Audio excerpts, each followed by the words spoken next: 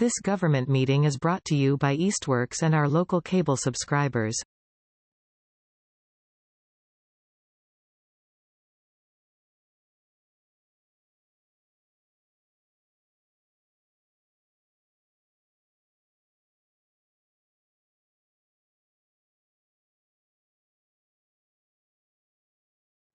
(6:01) today, so we're gonna call this meeting to order.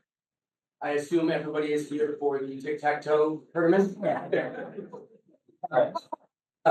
No, seriously though, thank you all for being here.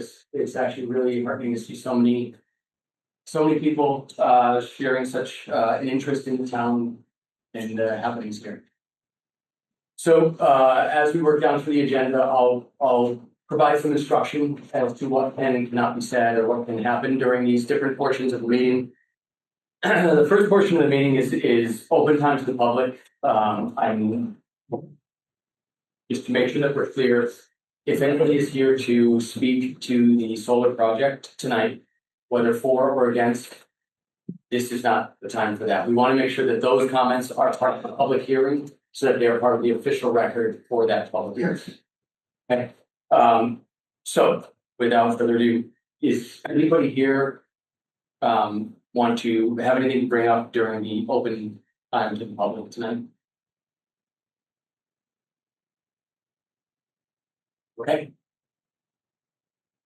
Great. Well, then here we go. We're into it. The first public hearing tonight is the notice of intent application for Blue Wave DBA Manhan River LLC for a permit to install a new freestanding solar generating facility at 43 and 53 Pleasant Street. So before I collect any or have anybody stand up to provide any comments tonight, do want to talk with our agent here. He's the one that received the application tonight, or application for this project. George, this application, I believe you asked for some amendments. Amendments? We have not received any yet. Okay, could you describe what those amendments were for? I requested amendments from the applicant, because it was my opinion after a site visit that there was a BBW by Pleasant Street that was not on any of the maps. And I think that should have been shown, and I wanted some locus information and on the map, so if they could better be pinpointed in terms of the surrounding area. We have not received those amendments.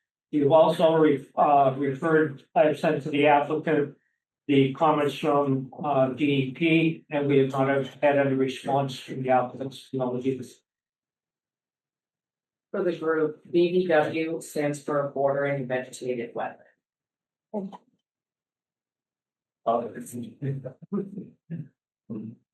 And George, on the DEP application, there was a point that was brought up around hydric soils, right? Yes. As I read DEP's recommendations, they pointed out the significant amount of hydric soils and the wetlands delineation lines on site, and recommend peer review on those soil delineations and the wetlands line. The peer review, of course, is subject to the discretion of the local commission, but it is done at the applicant's expense. We would have to go out and get quotes for that, since we do not have a peer review engineer on board. Okay. And may I, Mr. Chairman? Yes. One other thing that I would like to point out is if the commission votes to go to peer review, there is the possibility, although probably remote, that the application itself could change. I.e., what if the peer review did not agree with the wetlands delineation lines? It could either put more of the project in jurisdiction or take the project out of jurisdiction. We won't know that till we see any peer review report. Right. Okay. So what you're so if we were to seek out a peer review on this, and the result of that was a change to the application, a change to the proposal. Then, should we hold off on, any of the comments made tonight may be irrelevant? It's a tough call, Mr. Chair, because, again, the public has a right to listen to the presentation by the applicants. And they have a right to make comments to the commission. The only thing that can throw a monkey wrench for that is peer review comes back and finds significant discrepancies in what was presented in the application. Okay. My recommendation, at the risk of getting a lot of people mad, is that if the commission should go to peer review, the hearing be continued meeting to meeting to meeting. And we can put on the website all of the pertinent information as to when the peer review application results are in, what they say, et cetera, et cetera. And then that would be the time for this. Right now, I don't want to take up too much of the time. The total impact of the application in the wetlands jurisdictional area is 7 square feet. But if that wetlands line is an error, it could be less, it could be more. Right. Okay.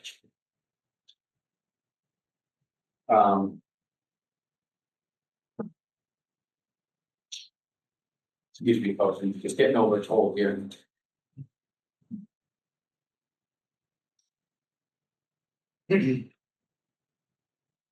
George, do you know if there's a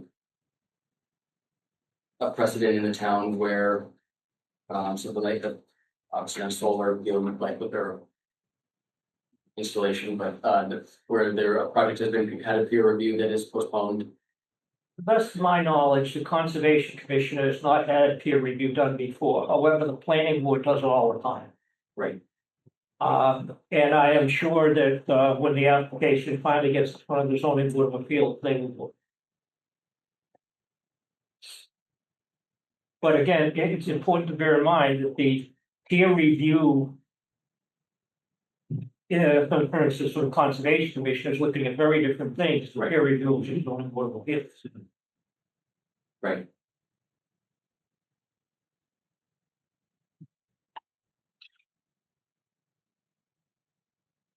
Okay.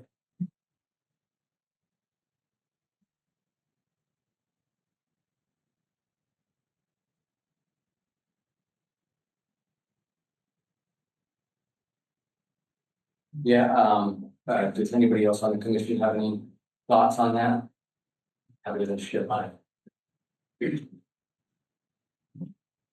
George, you had sent us the state response to the application. Yes, And in that application, they suggested peer review based on a study in years past of the land itself. and primarily the amount of hydric soils, which are wetland soils that are showing up on site. That also is an area of aquifer, there's aquifer in that area, which is a source of drinking water. So the DEP wants to make sure the commission is very comfortable with the jurisdictional areas they have to deal with.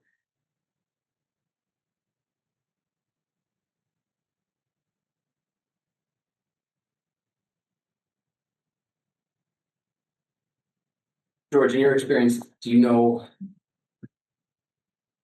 how long the peer review like this might take? In my experience with peer review, I've seen them come in as early as 2 or 3 weeks. Sure. Given the scope of this application and the site, I think we're going to be looking potentially at 2 or 3 months. The other thing is, I'm sure the peer reviewers are going to want to wait until they have clear ground, no ground cover. Right. Okay. Okay. So just to go over what we were saying and confirm, doing a peer review, if we decided, if we decided to seek out a peer review on this, we should hold off on either both presentation and. That's my recommendation. Obviously, the applicant wants to move forward and the public wants to comment. And the big unknown is, we don't know if the application will change based on the peer review. Right.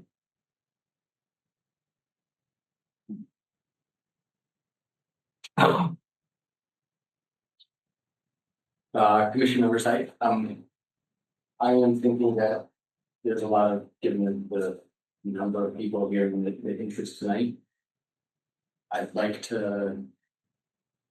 do think it's wise for us to get a peer review, but I'd also like to hear the presentation and allow for comments since people have any time in their schedules to be here.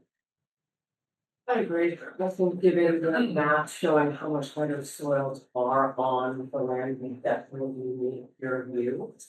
The project's unlikely to start until the ground is unfrozen and clear anyways. And given the amount of people here, I think it's fine. To do the peer review, but also be the presentation and allow them to speak. I agree.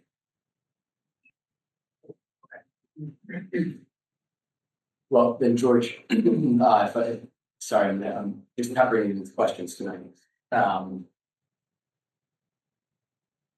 If that is assuming we go down that path, we do not need a motion to continue to get the presentation started, correct?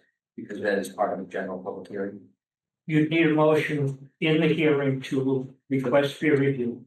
Yep. And then, since the next meeting date is, more than, 21 days away, you're gonna need the, applicant's permission to continue the hearing. The next meeting. Okay. Of course, if they don't choose to give it, you can deny the application. Right. So do you recommend that we make a motion for that at the end of the public hearing tonight? And That's perfectly acceptable. great. All right, then on the public hearing, is anyone here to Excuse me, the applicant has to present it first. I know, yeah, I was gonna ask, yes, is the applicant here to speak? This, Yeah. yes, please. I have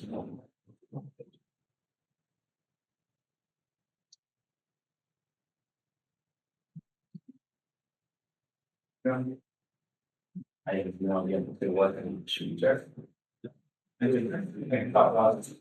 So Mike Z, project director with Blue Wave, representing the applicant. Most of that application. Our civil engineer consultant, Weston and Sampson, Nick Granata, is beside me. And, the wetland delineation for the project was completed by Fleetwood Environmental. Dave Cameron, I believe he's online as well. Representing Fleetwood. I do have, presentation here and I am on the Zoom call. If I could share my screen, I can just go through it real quick and then I'll hand it over to Nick. Okay.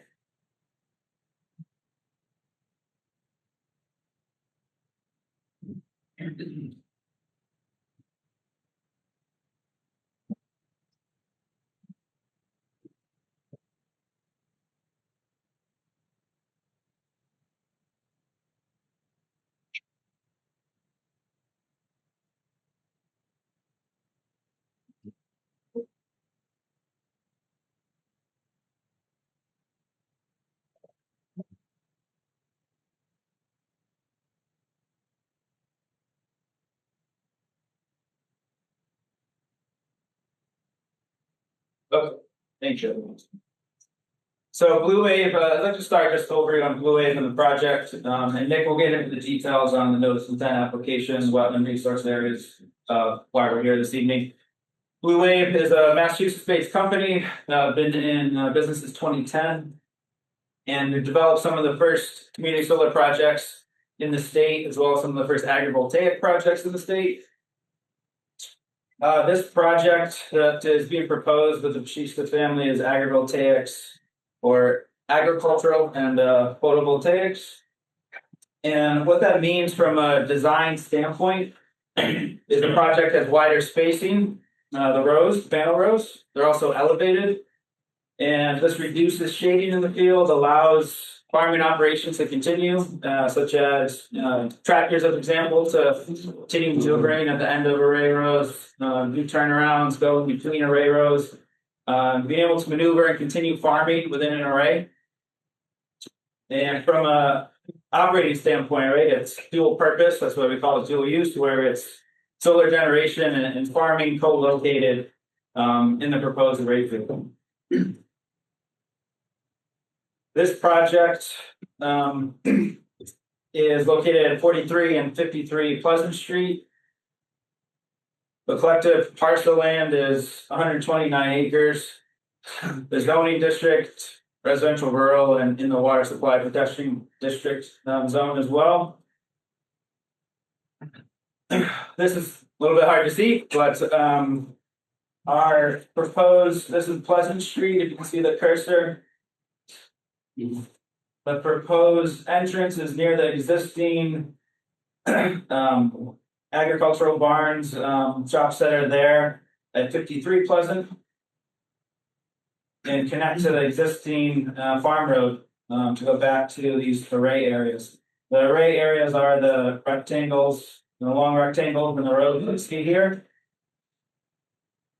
The approximate size of the array is 22 acres as proposed, 5.49 megawatts. Current agriculture use, currently it's hay, grain, corn, compost, and cattle. The agrivoltaic plan in the proposed array areas would continue being hay, grain, corn, and compost.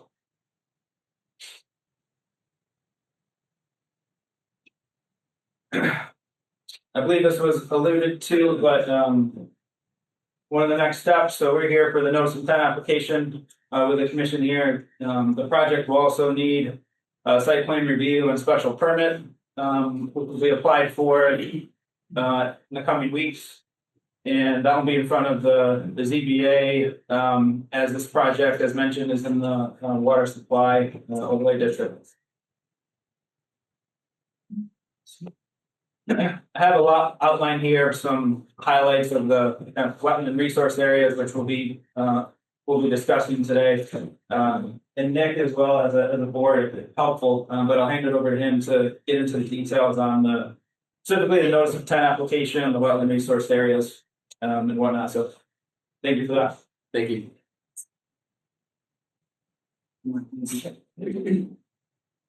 Hey guys, how are you?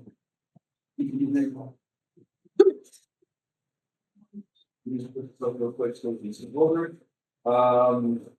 Nick Granada,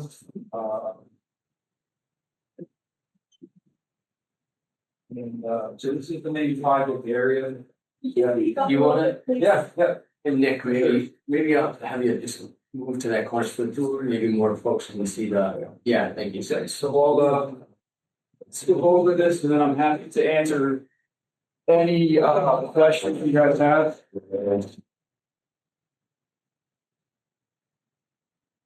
All right,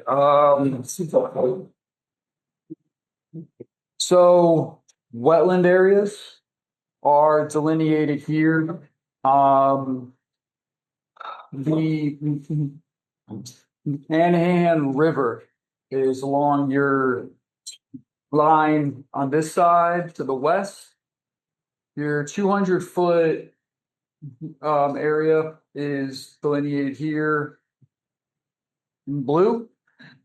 Your 100-foot wetland offset is in green.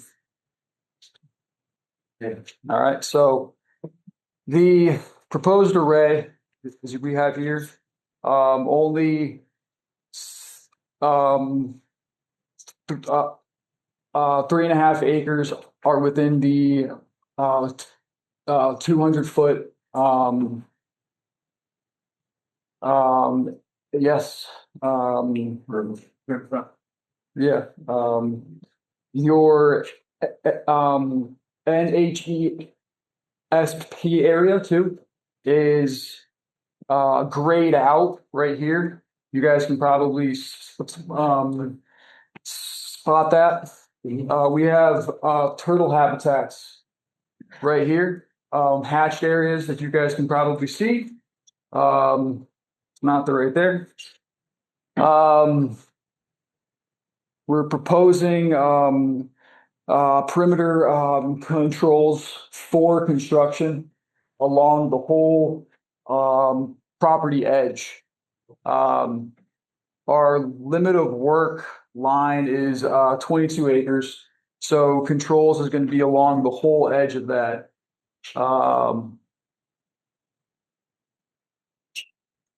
There's no trees proposed to be cleared. There's no direct wetland that we're touching. We're also going to be proposing tree screening as well.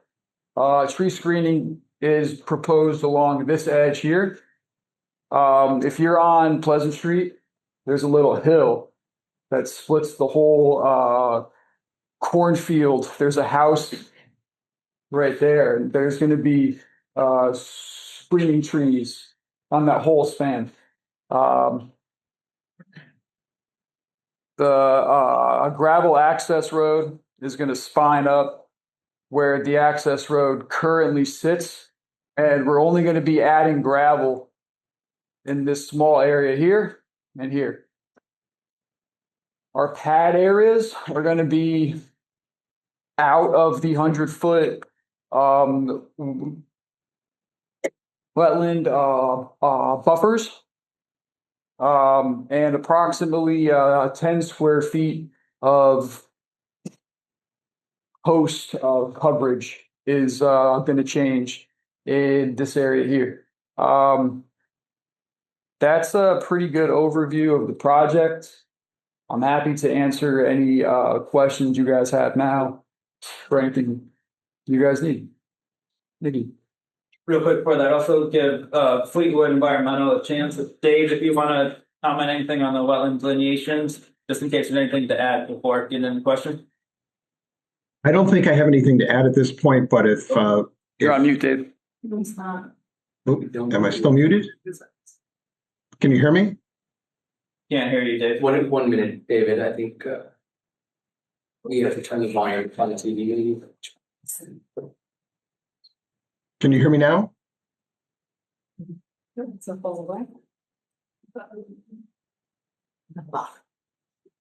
See where the note on the screen from the computer. How about now? That. Oh, Try again. how about now, I'm not- Dave? Can we hear you? Can you hear me now? Check. No. Can you guys hear me now? Am I echoey? Yeah,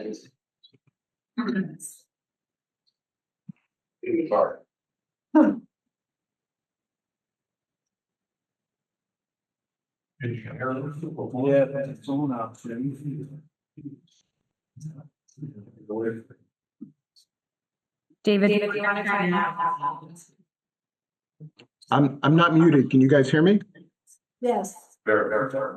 Yes. Okay. All right. I'm hearing a significant echo, but I don't have anything to add, but I'm happy to answer any questions about the delineation.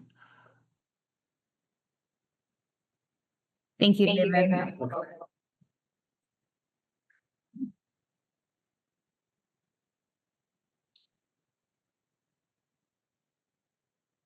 Okay, well, thank you. So yeah, I did have a few questions. Could you just go back to the part of the road that exists now and how you're gonna be utilizing that to build this? You said that there's gonna be some gravel, like just gravel. But I think when you were pointing to the areas that you were adding gravel, I was looking at my notepad. Can you walk me through that again? Gravel to be added on top of where there is already a road. I'm just gonna trace it right here. Is starting from around right here. Down this way. This is all existing gravel access roads that we're going to be enhancing. Okay. And this is all new gravel access road. Does that make sense? Yep. Okay. Okay. And that road is if I recall, parts of that road is up, there's a pretty steep slope in areas, is that? Correct. Yes. There's a little steep area at this turn right around here. Is that gonna require any, bench cutting to level the road? Yeah, about 3 feet of cut in that one area. Just to maintain average slope to get up the hill with construction trucks. The only cut area is right there at that one spot. The conduit will also be installed below grade, going along the access road from the pads to the proposed utility poles, which are right here. If anybody can see it.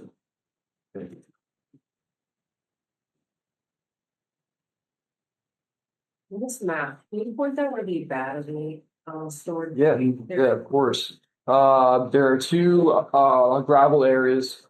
I wish I had a new highlighter, but one pad and two pads. Each pad will have energy storage installed there. By energy storage, what are you referring to, batteries? Yes, correct. Yeah. Can you describe them for us? I do not know the technical aspect of those. Yeah, so industry standard, present day is, lithium iron phosphate. It would be the technology, LFP. That said, the technology is changing every year. But that's what we are assuming would be the technology, that is complying with NFPA, National Fire Protection Association standards, state standards and all that, so we'd be compliant with that, but that, at the current moment, would, subject to market conditions, during procurement, what's that mean? Okay. Roughly what size are these batteries? I've seen them where you can stand this high-ish. Ish, I don't know. Yeah, could be about 8 feet high, you're talking about the dimensions, right? Yeah. So at each pad, I would say the battery portion would be about the size of a parking space. What's the storage capacity of the batteries or the two pads? Yeah, it's usually determined later, but it would be, this project is proposed solar at just about 5 megawatts, so the storage, could be in the range of 1.5 to 3 megawatts, to be determined, but. Okay. Do you mind just showing again, I know that you just had the green highlighter, but where that edge of the National Heritage Yeah. habitat is? It might be easier to see on the screen, but it's the grayed out area. It basically splits the site in half. This is the NHESP area, generally around here. Well, that one pad is it within that area? Yeah, correct, it is.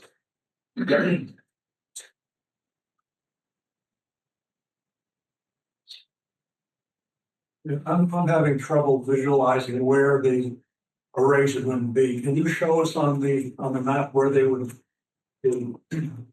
Yeah, these squares that we have here, this is all going to be the proposed array. Right over here. So when you're on Pleasant Street and you're looking at the farm, it's the majority of that area.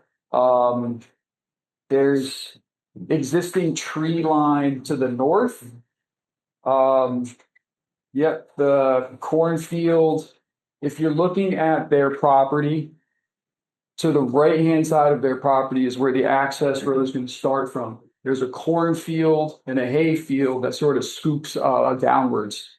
When you're looking straight out, there's a tree line. That tree line is going to be over here, and there's houses over here. If that helps.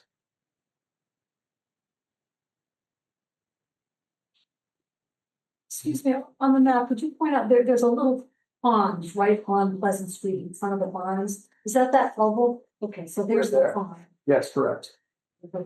Yep. And then I was looking at some mapping and it looked like there was maybe a stream or an intermittent stream that goes from the Manhan, like towards that pond. That might have been a hydrologic connection. I don't know. The hydrologic connection is a Mass DEP sketched area that I don't know why they have them, but what's up there? I'd like to ask Dave if he wanted to comment on that. Yeah, and I know that was one of the comments that George had. Dave, can you hear you? Can you hear me? Yeah. I did not delineate that pond because when I did the delineation back in 2023, it looked to me like it was a man-made excavation specifically for cattle for drinking water, and I didn't see a clear jurisdictional feature emanating from that thing, and I also didn't see, based on review of desktop imagery, that farm pond was actually fed by jurisdictional streams on properties to the southwest of Pleasant Street, which I didn't have access to trespass on. But I think more importantly, that feature is based on takeoffs I've done using Mass Mapper. That pond is about 235 feet away from the farm road improvements that are being made for the project. So it appears to be well beyond any jurisdiction. So hopefully that answers George's questions about why I didn't flag that feature. Questions? I can address the pond, please. Mr. Chairman, excuse me, we have to have everybody who speaks from the public identify themselves. Right. Yeah, yes, just please state your name and. I am Christine, but I live across the street from the pond. When I built my house, there was a pipe that went across my land and fed that as a fire pond. Well, the only access the water comes from my property down to swales under the road into the pond. Okay. So there's no access to the river. Okay, thank you.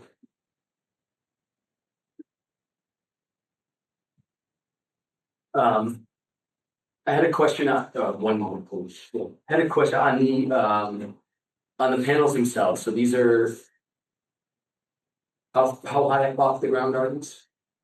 Yeah, since it's agrivoltaic, this is a proposed single axis tracker system, and they're elevated. When they're horizontally stowed, it'd be 10 feet.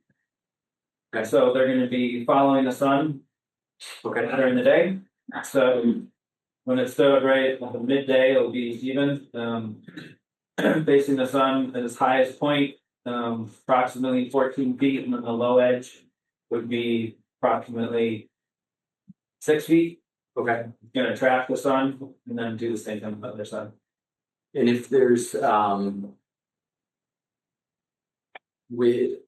does the drainage, like assuming rain, right? Like, so I think of it like a roof without a gutter, right? Like all the water's gonna fall down and I assume is gonna compact the ground, create some runoff. How does that mitigate it? I'm happy to answer that. Yeah, go for it. The panels move throughout the day. Sure. So the drip edge will not stay at one point forever. Does that make sense? It does, yeah. So you're not going to have one area that just gets hit over and over and over again, and over time creates an issue. Our perimeter controls are going to be part of the state SWIFT inspections. So once the ground is completely covered and established and the state inspections say that there's no potential issue, the perimeter controls will then be removed. And from that state permit, we will also need to be doing weekly inspections, which you guys will have access to as well, when construction is happening, to potentially control any stormwater issues that happen during construction. What are the perimeter controls? Are the swap models or? Perimeter controls are silt fencing. Yes, correct. And as stated before, that you cannot see that very well on this plan, but the northern perimeter where the hill starts going down and all the way around the entire proposed edge of the limit of work is going to have all of that installed there. So.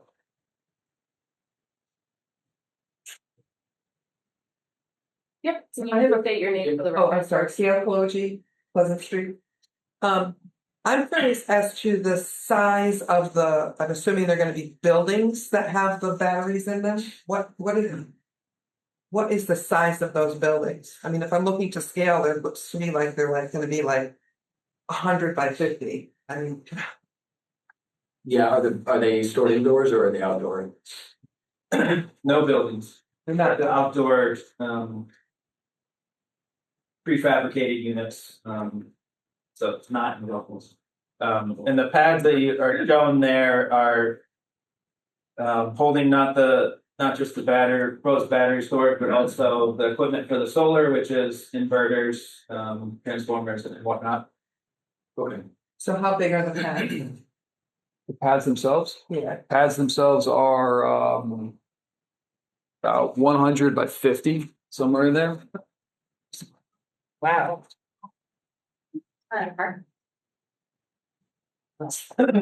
Onto the back. Yeah, correct, around that size. Gravel coverage. So if you guys can see this, gravel coverage, I will spin as well, is this area here. Your storage unit is this square, generally speaking. So, to restate that to the condition, your gravel coverage is going to be that square area, that whole square area, and your storage is this smaller space right there. Okay. Does that help?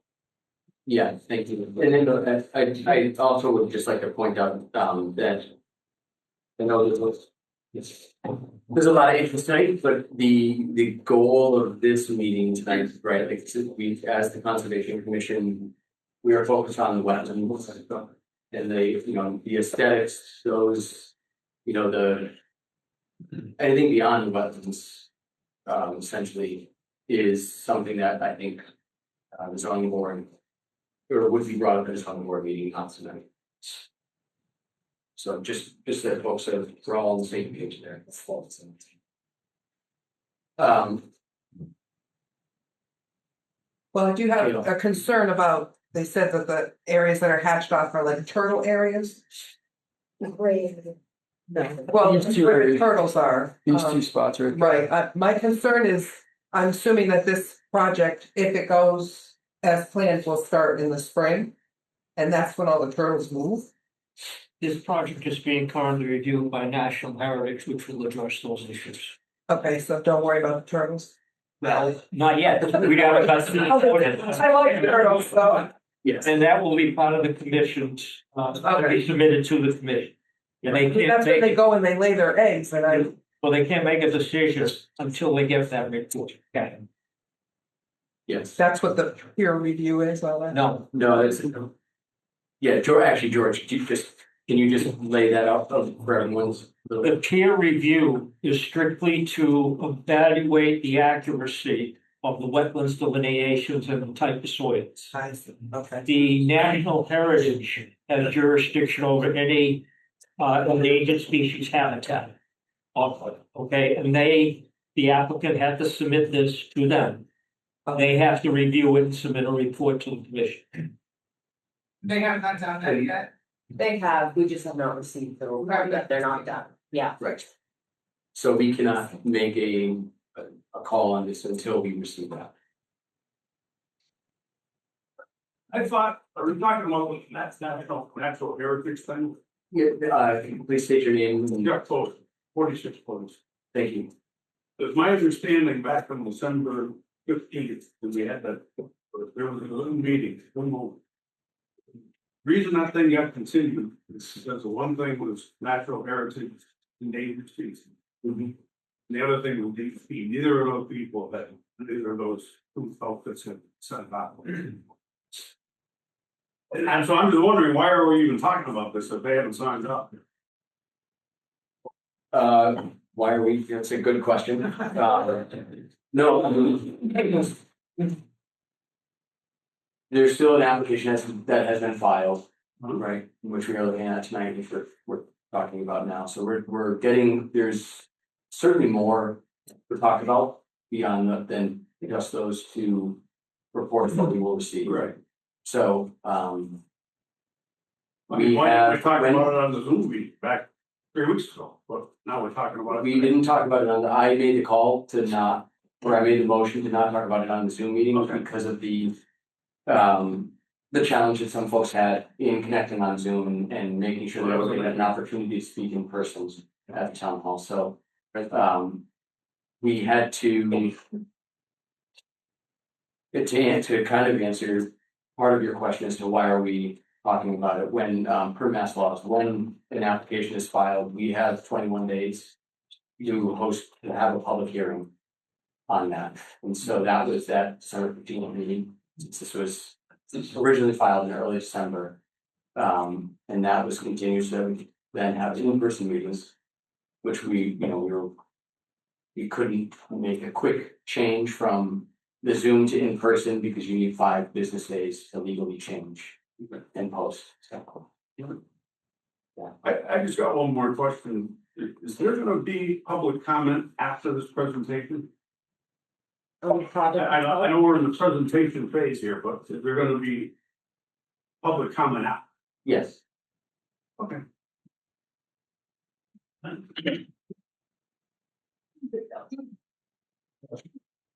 Bruce Bowman, Humboldt Road. At what point is the safety profile of the battery storage discussed? Is it within the confines of this meeting? Does it come under a different purview? I personally love solar. My biggest concern is that the safety profile of the batteries, or this is the location to discuss that. Yeah, George, correct me if I'm wrong here. It's my understanding that both the battery storage systems are outside of jurisdiction. Yeah, they will be discussed in the zoning local bids. So it's just that is something for some people, yes. Marcia Mazorsky, I'm sorry, can you repeat that? my name is Marcia Mazorsky, I live on Bakari Road. And is the jurisdiction of this committee also concerned with the aquifer? Or is it just a surface water? The if it's within the wetlands jurisdiction of 200 feet, then yes, but if it is outside of that, it's for the planning board or the zoning board. I'm sorry, sorry. Well, you said 200 meters, so is it from 200 feet, sorry, from visible water, or is it 200 feet from, say, No. water underneath? No, not. How did it clarify? Yeah. No, there's, I think, and Stephen, on the select board here, I believe that those are questions that zoning board or planning board, if anything outside of the commission's conservation. Outside of the jurisdictional Yes. areas under the wetlands act, yes, somebody else's responsibility.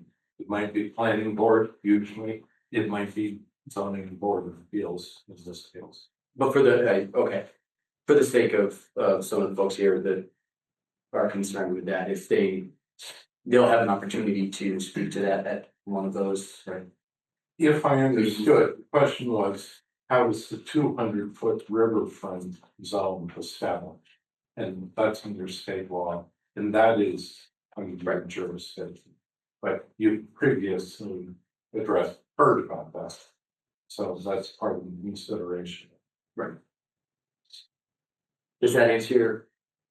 In other words, the aquifer portion of things is this separate body that we're gonna be concerned with. That's really my question. Yes. Jonathan J. Coleman Road. That question was said to relate. I'm sorry to interrupt. I think procedurally, the applicant should finish the presentation first and then call for public comments. Yeah. I apologize for cutting you off, yeah, I agree, is there anything else that you wanted to share, Phil? I am all set. I'll say as well. Okay. Okay. Then I think. What? Oh, yeah, there was another question that was for them. Yeah, Jonathan J. Coleman Road. This doesn't relate specifically to the wetlands, but in the future, I think whether we're talking about wetlands or any other aspect of the project or the ramifications. It's important I'd like to just kind of have an overall frame here. I'm assuming that obviously Blue Wave has control of the project. I don't know what that means. In other words, for ownership implications. Who will actually, what will Blue Wave own? What would a landowner continue to own? Would it be a lease arrangement? How would that work? I think that's very important to know, because if we're going down the road and there's some issues that come up, whether it's wetlands or something else, I can know just what the relationship is between Blue Wave and a landowner. The ownership, proprietary interest, whatever, just the basic, relationship. Yeah. I think, no, it's a very valid question, and again, I think that really whether I think that's, I would assume that's zoning board or planning board. That I have no idea. okay. I don't know. Can I just say something which is, I feel that it's just important to have, everyone's making certain assumptions here. I am about who's going to do what in terms of the project. Okay, outside of this room, outside of anything that the town government has authority over. I'm trying to understand some of these implications, what the implications are, both now and down the road. So I do think it's important to get on the table now, just a basic ownership relationship between Blue Wave and the landowner. Just so, and that can go in, we can go into more detail later on, and so any more aware of them. But I think it's important for us to just kind of be operating with that understanding, so that we know, okay, there's no problem with that now, but down the road, who are we talking to, and can things happen? Does the landowner, what if the landowner sells the land but not? Is there a right of successorship? Or Blue Wave, if Blue Wave has the ownership rights to the project or some leasing arrangement. So that's all I'm trying to establish. I'm not drawing any conclusion. I think I just want to not make any assumptions in making conclusions later on about any of the things that are analyzing things that come up later on, specific aspects of the problem. Yeah. Thank you. Yeah, George, we're here. Mr. Chairman, for the record, the application was signed by the property owner. Well, That's a state law. my question, I think, is still off. Yeah, Mike, you I can answer if you'd like. Yeah. Yeah, so it's a proposed lease agreement with the landowner. If the land gets sold, the lease will stay on the parcels. Blue Wave is the proposed developer, and then long-term, asset owner as well, owner and operator. Is that part of the submitted applications? I think I believe, Stephen Johnson, Select Board, Running Walcott Road. Is the ownership of the energy facility delineated in your already submitted application? so this specific question, I believe, will be a part and shown in a future, site plan review and special permit application. And it wasn't, this detail wasn't a part of the notice of intent application. Understood. It's on us to share with the public submitted applications that are before the town for public review.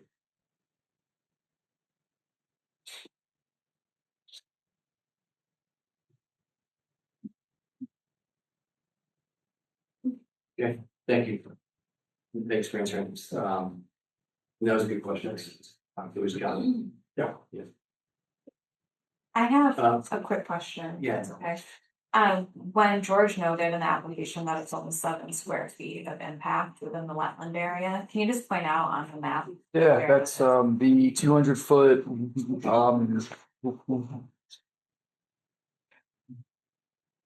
riverfront exclusively Mhm. is what that number is for. That's the post area of the array in this blue area right here. So only these panels, the posts relative to those panels equates to that square footage.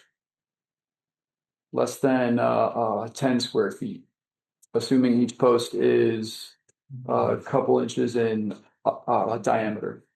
So not panels. Correct, just the posts in the ground. That's it. In that one area right there. Does that answer your question? And that is assuming that the delineation is not changed. In period.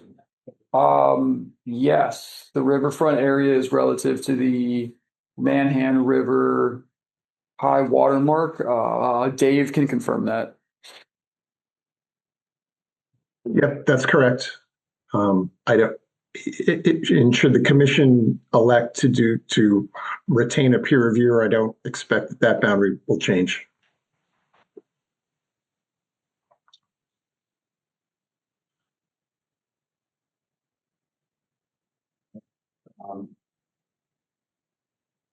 We'd be able to commission like the one. I think it was just gonna open it up for. Yeah, well, we ended up first. In the. Steve Cowley, East Street. I think that this is relevant because it's the full perimeter, including the National Heritage Area, but is there gonna be a perimeter fence and what are the details on that? Yes, there will be. The chain link, I believe, is what. Chain. No, it's gonna be square, ag field, typical spanning that you see. It's gonna be 7 feet tall, 6-inch gap for critters. And that's gonna be around the entire property area. Project area. Yes. Does that answer your Yes. question? Cool. Yeah, man. Hi, Maureen Roden and Cheryl Lane. I just had a question about the question you just asked. You just asked that whether or not this project, any part of it pull the solar array, that it impedes into what? I didn't hear your question. Oh, the jurisdictional area for the wetlands.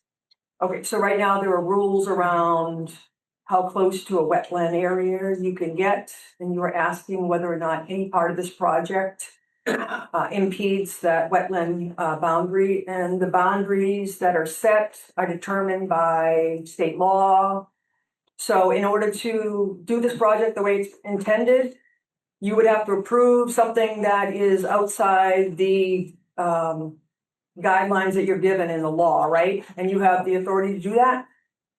Not outside the guidelines of the law, no. Okay, but I mean, you understand what I'm asking. I mean, are you given the opportunity to approve something that impedes into the wetland area when it's set up as you have to have X number of feet away from a wetland area? So are you given the authority to be approved something that infringes on that wetland area outside of what's given to you as guidance? Can I speak to that? I don't care who speaks to it.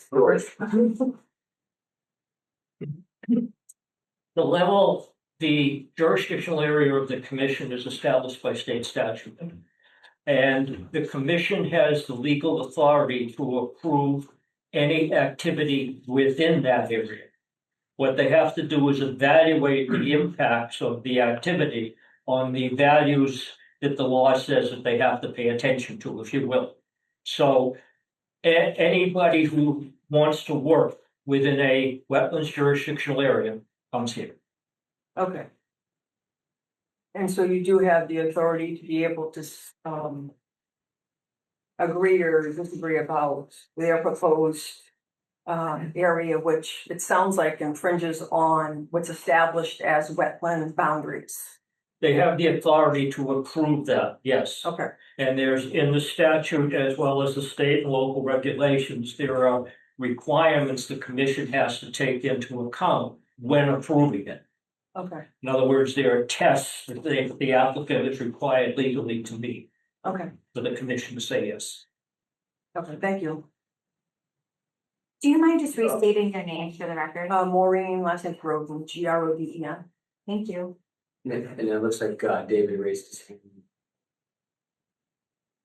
Yeah, hopefully this helps answer the last question. But so the only resource area that's proposed to be encroached upon by this project is riverfront area, and it's by 7 square feet, which is made up of a few individual posts. To answer the question, the applicant, which is our team, has to demonstrate to the Conservation Commission satisfactorily that we meet the general performance standard for that resource area. So all the different various wetlands, they're called resource areas, have their own specific rules. And riverfront area has its own specific rules. And so it's up to us to demonstrate to the Conservation Commission that we meet those rules. And if we don't, then the commission has the option to deny the project. So hopefully that helps answer that question. Thank you. Jody Boucher, Cook Road. So this is the very first step in this project, right? To see if the land is worthy of putting the project on, right? Correct. So you're over 5 megawatts, so you're gonna have to get into the ISO field, right? ISO New England.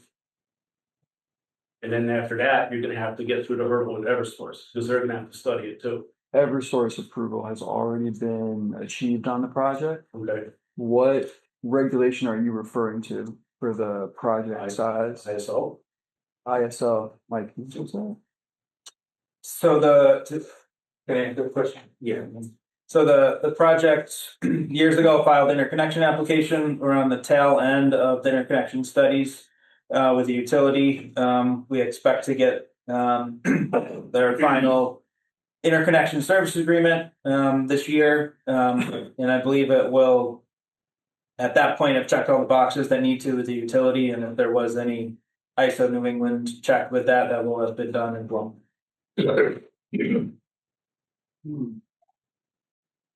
Sir. I have a question, Bill Markham. Now, you're talking about wiring and connecting to the grid. Is that going to go down Pleasant Street to East Street, or is that going to go up Pleasant Street to East Hampton? Because it's kind of ugly.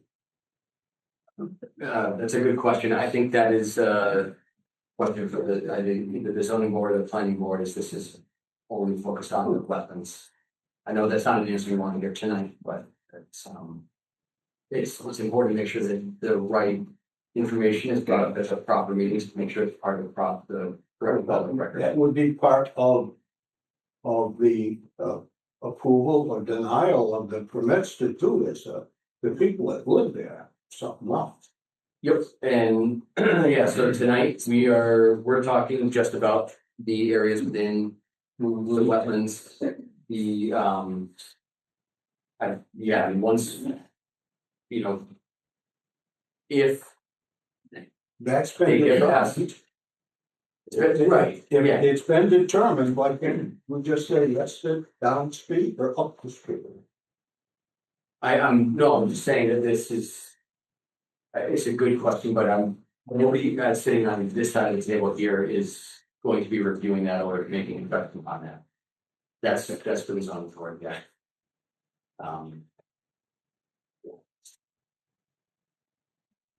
Thinking of, yeah, I had a hand for a while.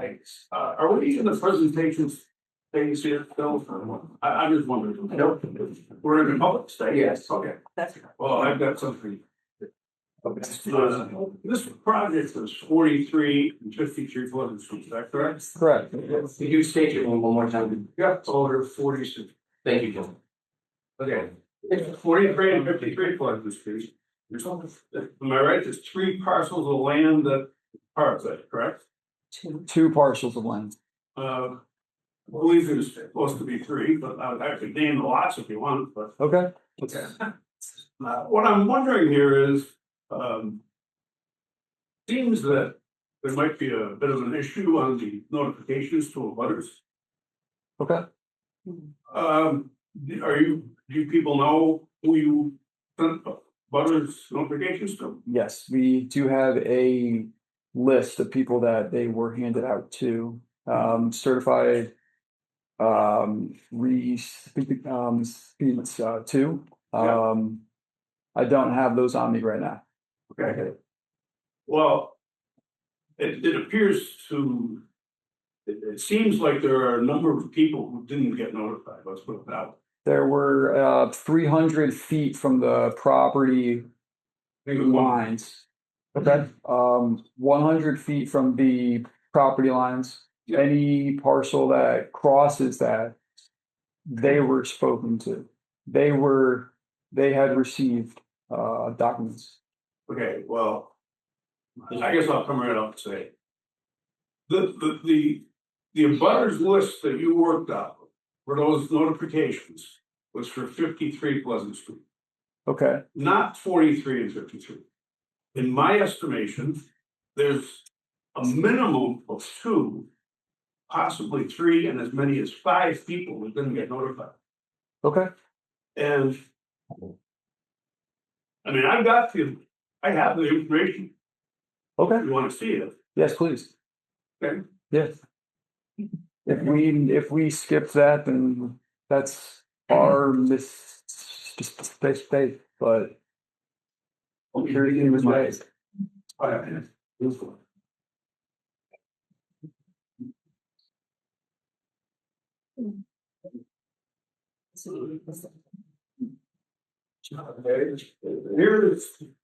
I'll get to this. Here's the notification that I received in my mailbox. Notification from abutters. It says on here, the address 43 and 53, sometimes, right here. Okay. Okay. Here is the list of abutters that they came up with the mail to. Acquired from the town, sir. Understand? Okay. Understand? Cool. This says 53.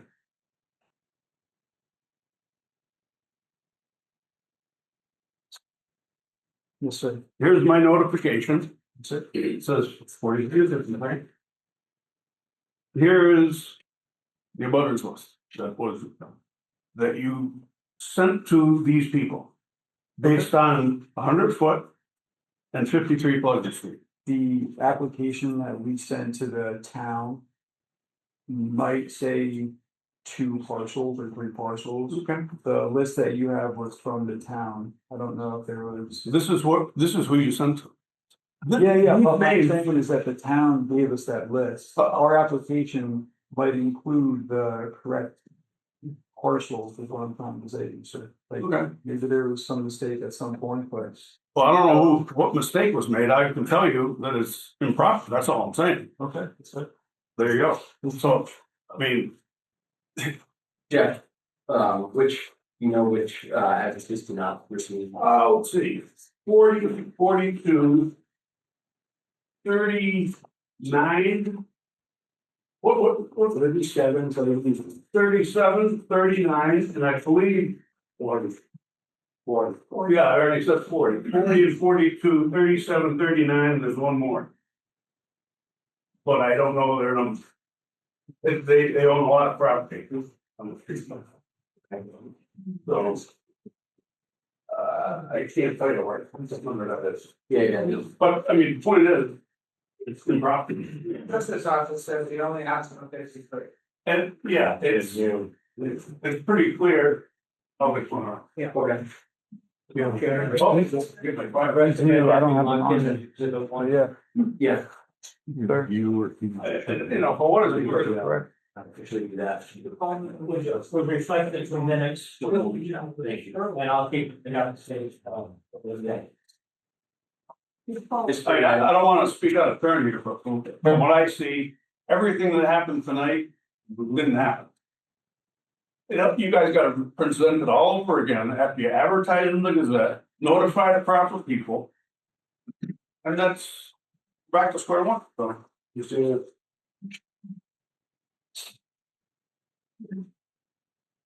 Is there, guidelines to go by how close we gotta come? They have maps. This is coming right up next to my house, my property. And I wasn't notified. And I understand this is a preliminary hearing, but if we can't get that right. I mean, the fence is gonna be right up on my property. Which, Around 37. yeah, I have to need a court, because I own 4 acres. Yeah, I think, we will likely continue this, I mean, we're gonna continue this hearing. I don't have a support you to. Well, yeah, all I want is the ladies that qualify to be notified of what's going on. Oh, okay. You gotta know what can, then I will listen. I've got an open mind to it just now. Thank you. Yeah, I mean, can we ask George to investigate and make a determination as to whether people are notified properly? I'm not the only one, obviously. Yeah. George, did you get that? Okay, thank you. In the last question you had to have for a while. Juan Borowski from Harding Lane. Is it permissible to ask a simple clarification about the battery disorder? Yeah, go ahead. I may be a simple person, but I had a hard time understanding the size of the actual installation. Can you express it, say, in terms of numbers of EV auto batteries, how big this battery installation is? Are you asking in The terms equivalent of, of how many EV auto batteries would speak? so you're asking in terms of like the power of the, what Power storage? And weight. Okay. Can you answer that? I cannot, so I can't do the comparison, that's not my expertise, offhand, so that's one. Two, the proposed size of the storage system is to be determined. I referenced earlier that, it could be 1.5 megawatts, range up to 3 megawatts. I can't compare that to EV or whatnot, so what's that? Doesn't even say anything, you gotta give it some idea. So it's size. Didn't you say earlier? Yeah. For the size. Yeah, so- Space about 8 feet high. That's each one. Yeah, so we're again estimating at that size approximately a parking space, so at each equipment pad. The dimensions, right, are approximately 8 feet high, 4 feet in width, 7 feet maybe in distance, and that can, these are rough estimates, two of them, yep. Sorry, do you mind restating your name? Claude Borowski, 5 Party. Oh, Yeah. Janelle Feeney, 12 Lyman Road. For clarification, does any part of this project go over the aquifer? 'Cause I know there was a question about the battery storage part, but how about any part of it? Does any of this go on aquifer? That's a concern. Yes.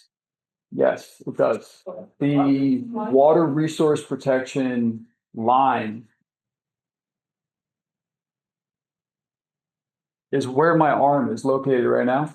You see that? Yeah. So the entire project area is within that area, which is why we need the special, yes, which will be coming after this process.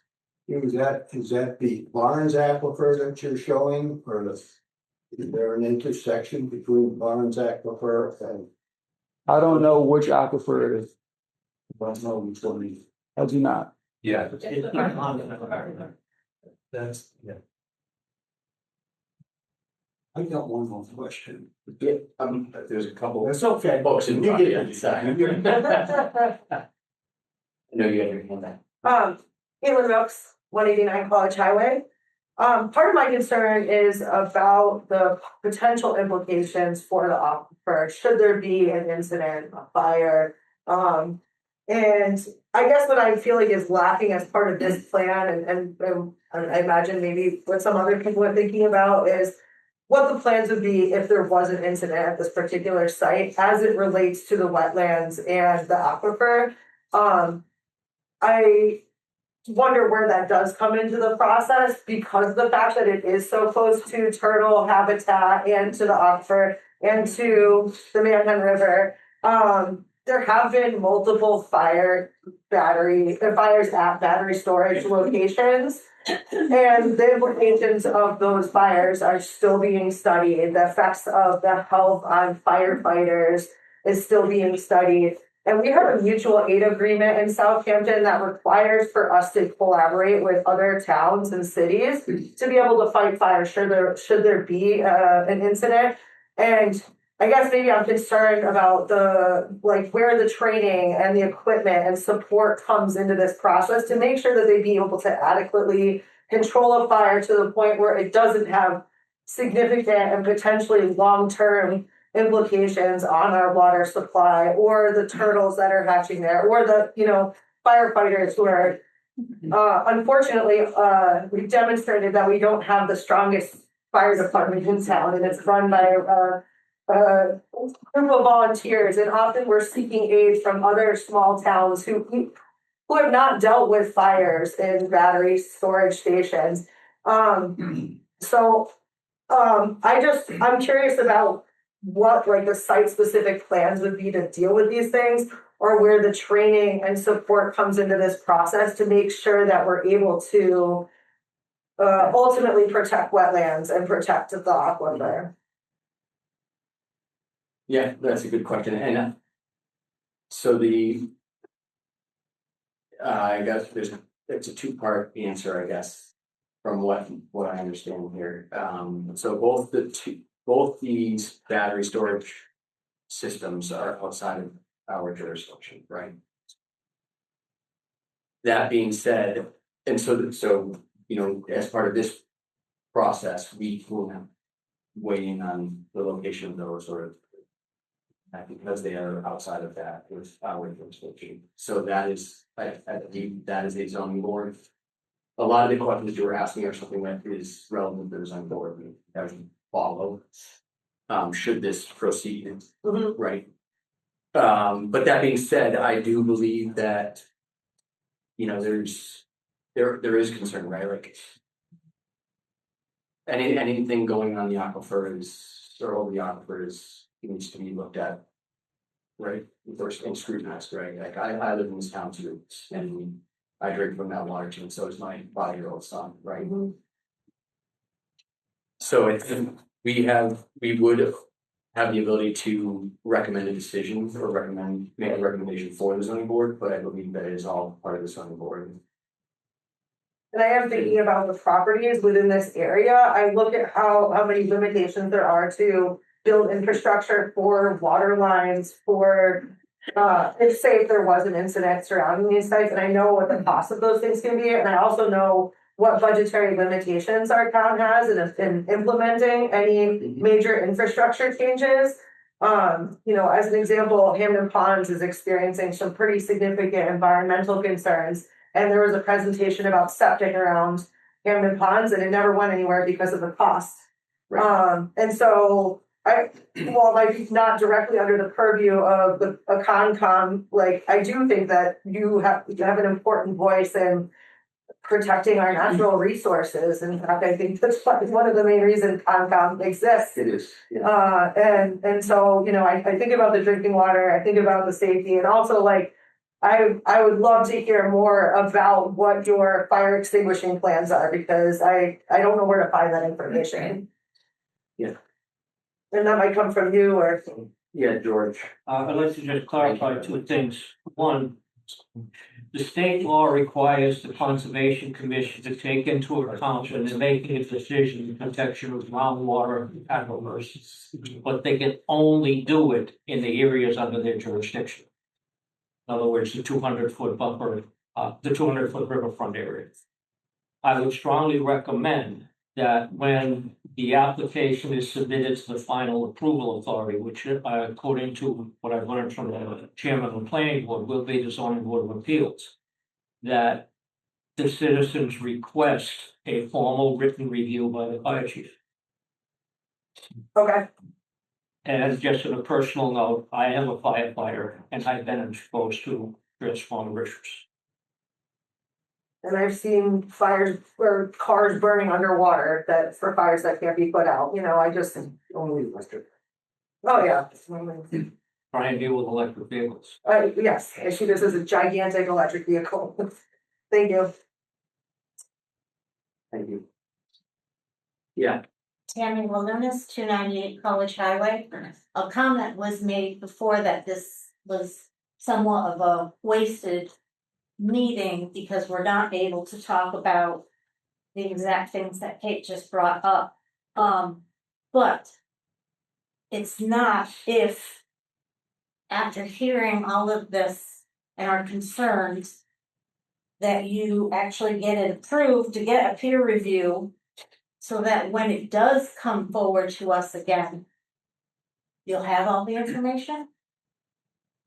So even if that's the only thing you do with this tonight, something was accomplished. Yeah.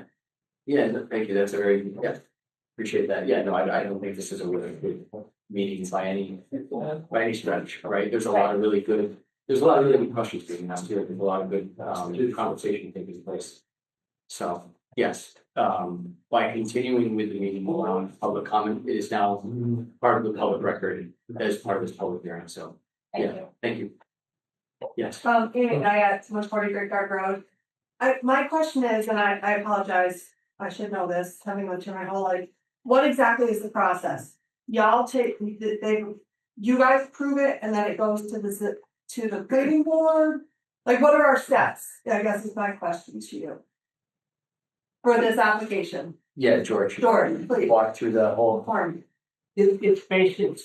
Unfortunately, it's a multi-step, very technical process. This is the first step that the applicant has undertaken. They want to get the wetlands correctly delineated and the Conservation Commission to approve the application. In order for the commission to do that, they're going to request a review by an independent reviewer of what was submitted. That may or may not have any impact on the application itself. The peer reviewer may come back and say it's good as submitted. Then the commission still has to wait for the input from National Heritage. And when they have those two documents, the peer reviewer and the National Heritage, and any response, quote unquote, from the applicant as to those reports, then the commission can make a decision. After that, with that decision in hand, the applicant either can, before they submit the final decision, or after, makes a permit application to the review authority of the zoning board of appeals. The zoning board of appeals will also hold a public hearing, where basically everything's on the table. Okay. That's exactly what I needed to know. Thank you. Let me just, clarify, with this commission, when they make a decision, it's only for a relatively small part of this project. Correct. Thank you.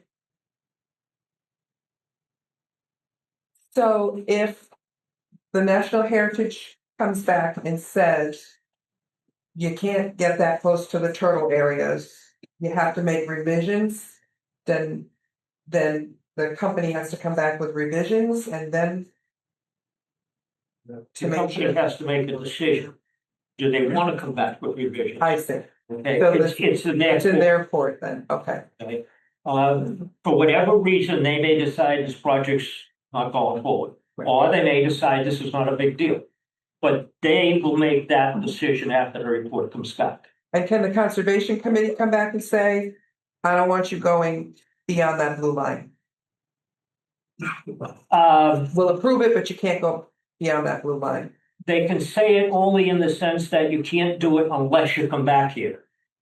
I see. Okay, but, and the other thing you have to bear in mind is if the commission denies this application, for whatever reason they choose, the applicant can appeal that to the state. And then the state takes over the whole process.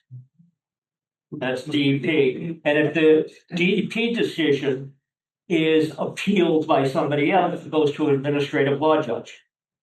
And that decision goes to Superior Court. If it is an appeal, and this decision is going to be made under both the state law and the local law. If the appeal is taken from the local law, it goes directly to district court in Southampton.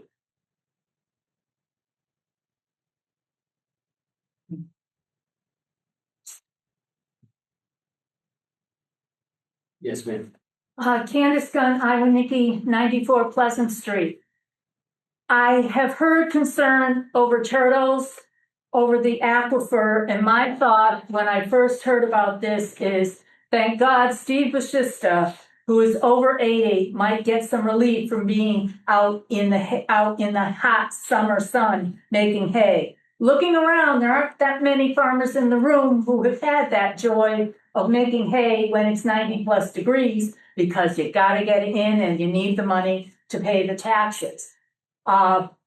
We went to do some logging near Manhan, and we have gone through, and we were told we had to be careful because the Manhan had freshwater clams. I had never in my life heard of freshwater clams. So we did everything to be careful for the freshwater clams. Also, aquifer is a concern. Yes, I'm over it. But at the same time, they could turn around and put this into houses and you will have fertilizer, tar for driveways. You will have also for expense for the town. You figure every house that comes in, say they've got 2 kids, there goes the school costs, there goes all those things. I remember reading Farm Magazine saying farmland was cheaper than putting houses because there wasn't the expense. So there's these other aspects that I'm looking at, and I'm personally looking at being a lifetime neighbor of the Bashista family, knowing they will step up and do anything and everything to help out a neighbor. And Steve being over 80, and I see some gray hair people around here, so you might be able to relate to that, and being out in 90+ degree heat because you have to, just to factor their personal life into it. Thank you for that comment.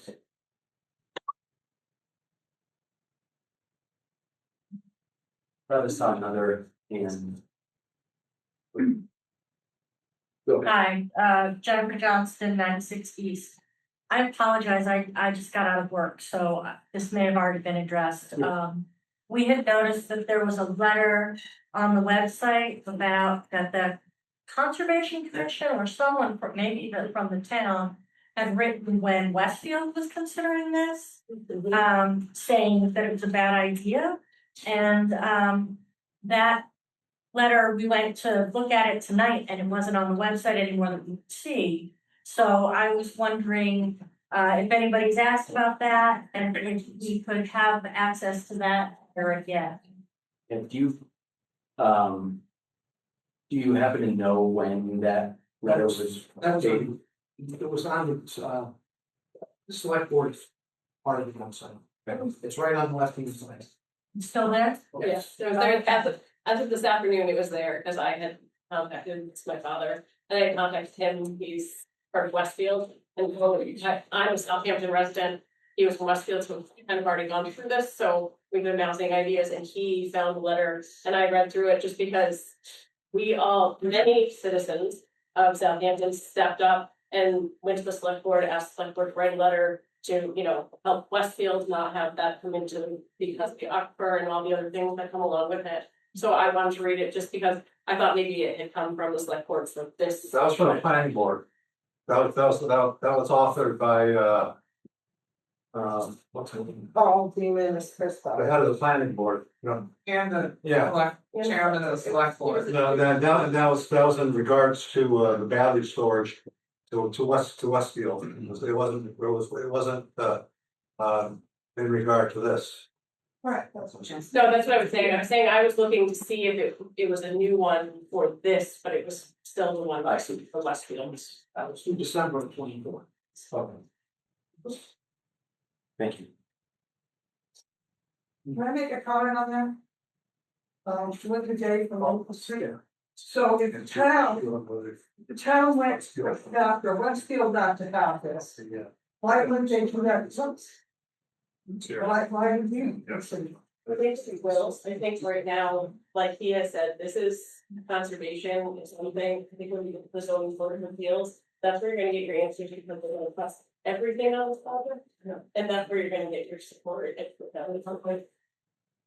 Sorry. Yeah, no, yeah, you want to see? Many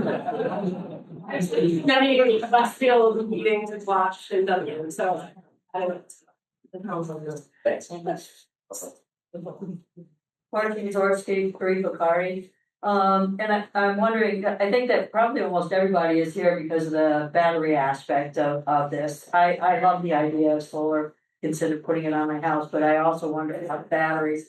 Now, what the part of it too, not only with if there is a problem, is it also which direction, or is there a part of the study also being where are the prevailing winds, what directions will noxious fumes go, and if they will be going towards the conservation committee's jurisdiction areas, is that taken into consideration as well as the normal surrounding areas. So it's kind of like pollution from a problem.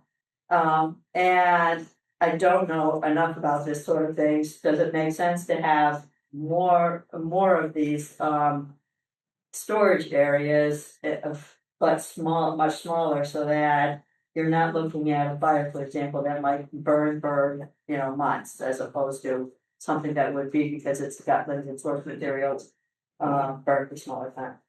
But that's probably the zoning question. Yeah, it's a good question. Yeah. But yeah, that's what the thing is, the fumes and the noxious stuff and how that might affect our conservation areas.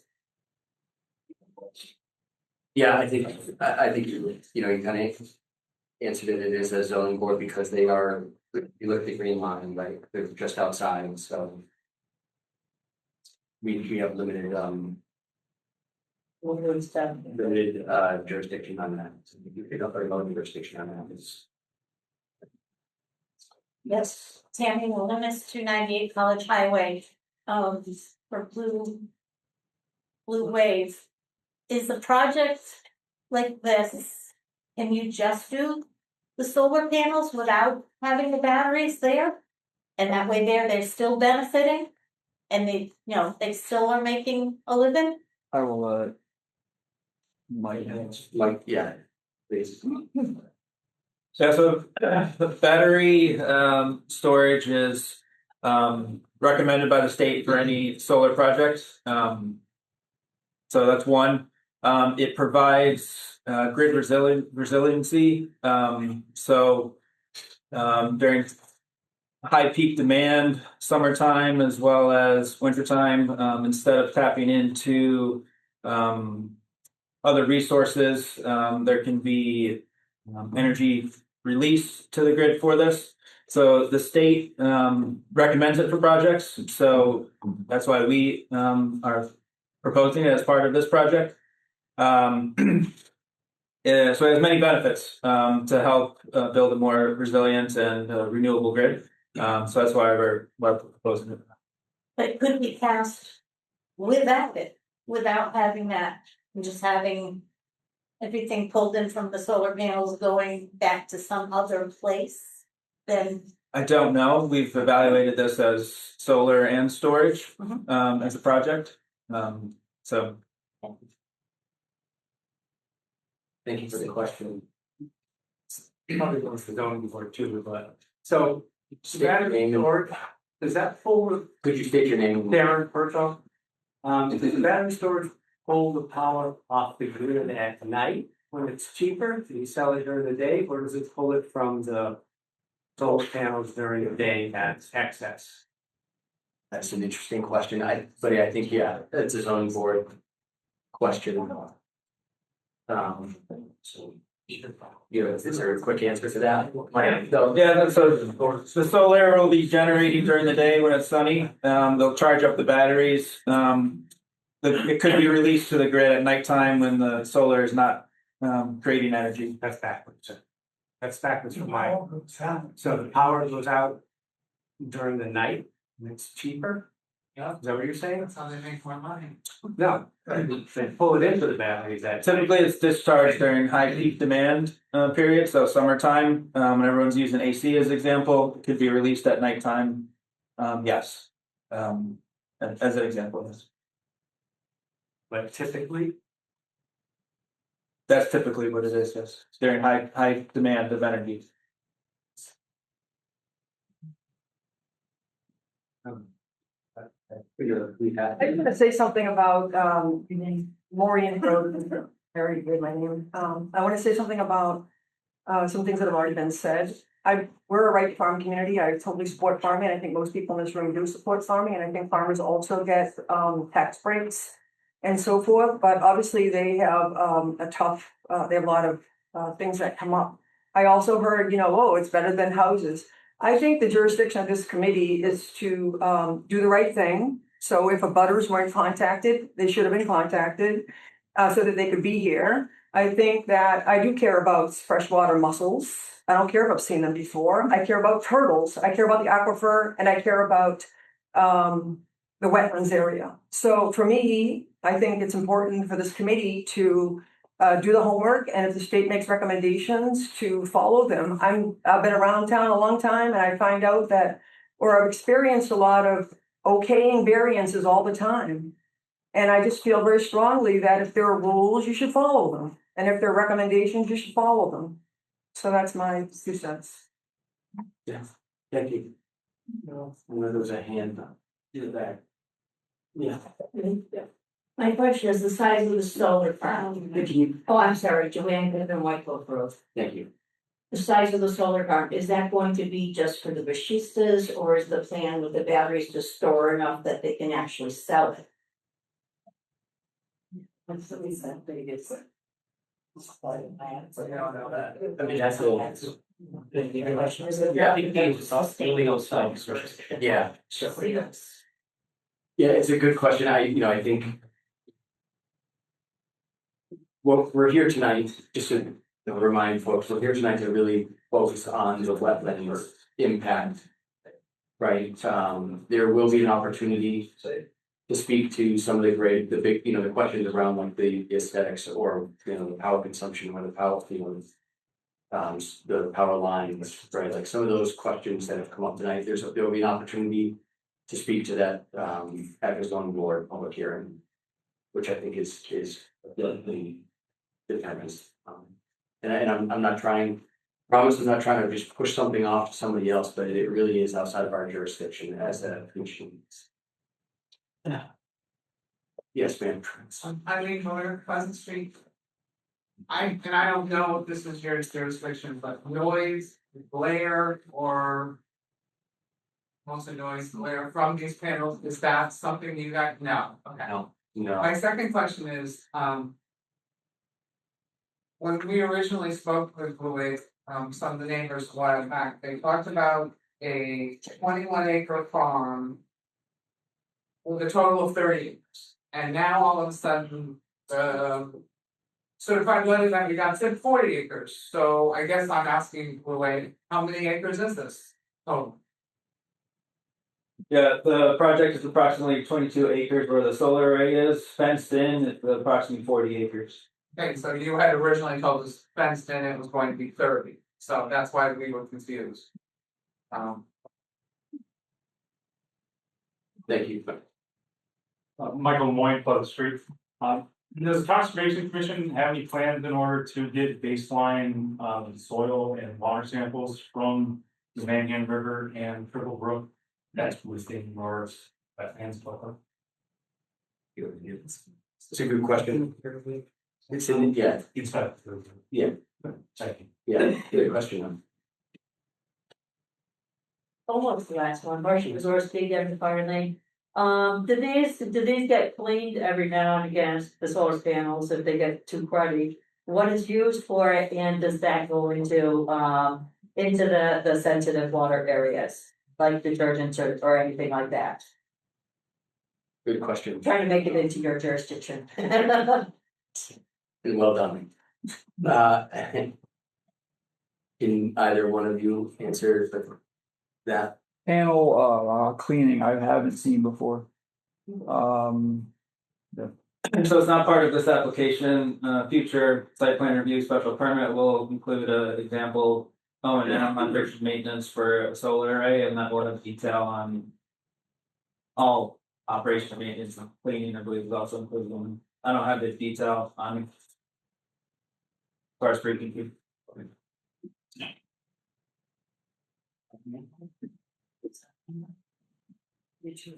Thank you. Yes, ma'am. Curious, Marge Walker, 40 Cottage Ave. I'm curious about why there's that 7-foot square part that's on the wrong side of the blue line. Why draw this beautiful plan up and have all these things, but then encroach on the river side of the blue line? To make the project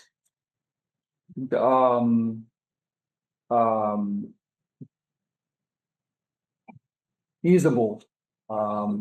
We did do more panels off this sheet that you don't see that have gotten trimmed. There used to be panels all down here that got removed. So does that answer your question? You say it would be removed from the drawing or removed from the project? Project as a whole. Originally, during internal discussions, we were including areas, but now we come to you and it's smaller. So stuff there. During conceptual design process, the array was larger. What you've seen as part of the application is here, so I would say just not to confuse anything that you haven't seen. This is what it is. Okay, thanks. Did that answer your question? I think what I got for an answer is this is what we drew up. But here's what I'm thinking, like, why?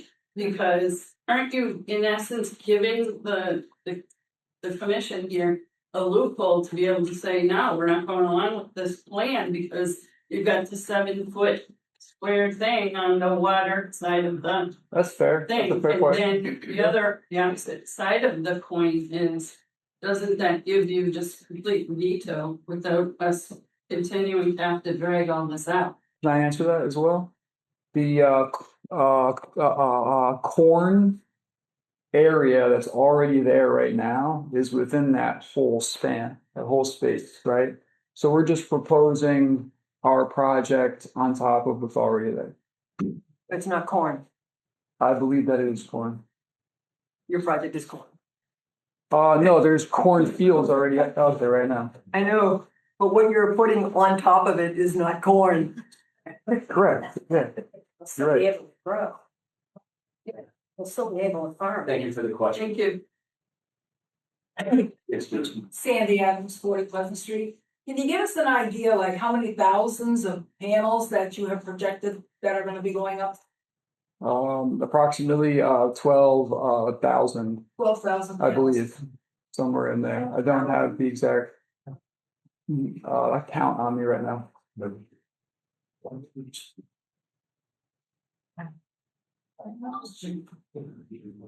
You, Mike, do you have that number? I do have the exact, it's on the part of the application on the site plan, I can get it in a second. Okay. While he grabs that, things you guys have any question? You have something you can compare it to a large water for intelligent. Down by the old digital, there's a solar field. Does anybody know how many are on that? So that you can turn and say, well, that's such and such amount, and we're proposing this.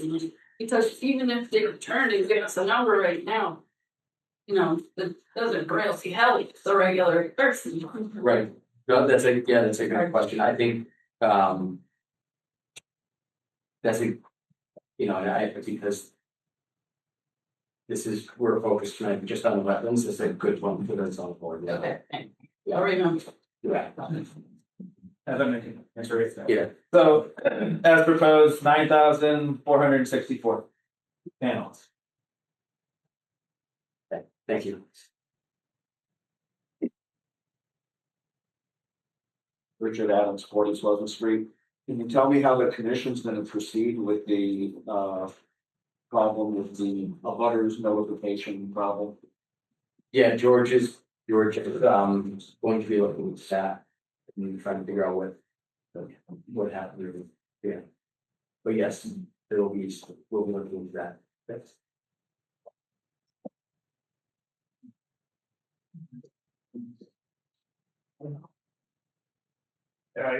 Got voter for it's just one. I got a couple of things. Back to this best system, which battery system, the battery energy storage system, they call it that. Yeah. You're saying that it really doesn't concern you guys. What I was saying was, is that they are outside of the jurisdiction of what our commission oversees. Okay, now I get that, Yeah. but there's waterways currently. And afterwards, they're still gonna be there, running towards the manhandle of the Triple Brook.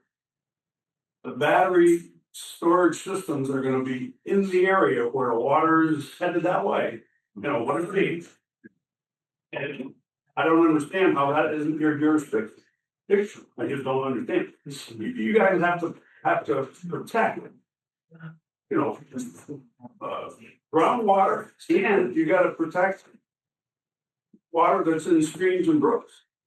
Mr. Chairman. And to me, that seems, oh, sorry, I didn't hear you. Yeah. I think it's very important that everybody understands by definition, this commission does not control water. It controls wet land. Okay. And that's very different. And that's also what the peer review will look at. Okay. Does zoning control the water? Zoning's water? No. No, the 40-page drainage report, the ZBA will get into it. As well as the peer review. Can I ask one more thing? Or? Yes. Okay. I come up with a bunch of questions before looking at the plans. I actually have your plans, I have your proposal.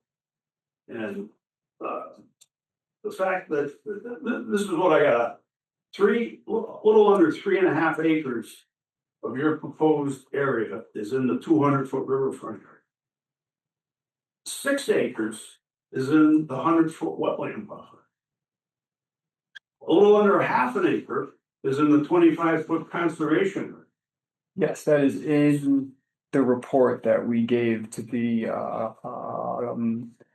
Conscom. Yes, sir. Okay, I understand that, Yes, and they can read it just like I did. yes, sir. So that's almost 10 acres, those three areas. I just don't understand how would you even think about doing that? Or if you were thinking about doing it, how are you now proposing to do it? I mean, to me, it would be, I don't know how you would come up with that plan. I'll sit down. No, thank you for the questions. Yeah. One more question, Eric Bertel. That 7 square feet, you said that's consistent, like added up into 2-inch poles? Yeah, correct. Correct. Within this one area, right in there. So 7 square feet of 2-inch poles. Right.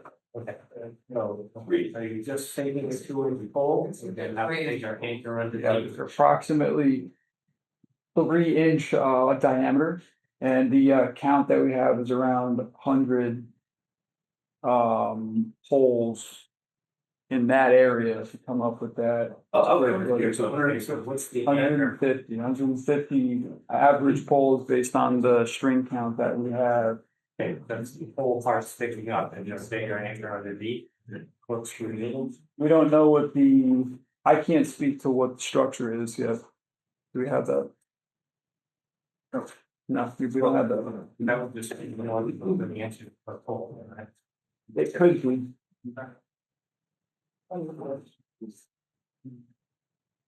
So those. Thank you for the question. So when those are installed, I think the 7th, roughly calculated, but. Those poles that they just moved into the ground, they have some. Oh, they would be driven or ground screws. So far. So the impact is actually truly. Understood. Okay. Did somebody have? I am, Jim Sandy Adams, 40 Pleasant Street. Is this the first time the Conservation Commission is seeing any of this proposal? Because I thought it was a 223 page. 234. 234, so you've never seen that proposal except what you're saying tonight? Yeah, I've looked at the proposal with George, what was that, 2 weeks ago, 3 weeks ago? Yeah. Okay. All the fishermen were fishing the narrows. So George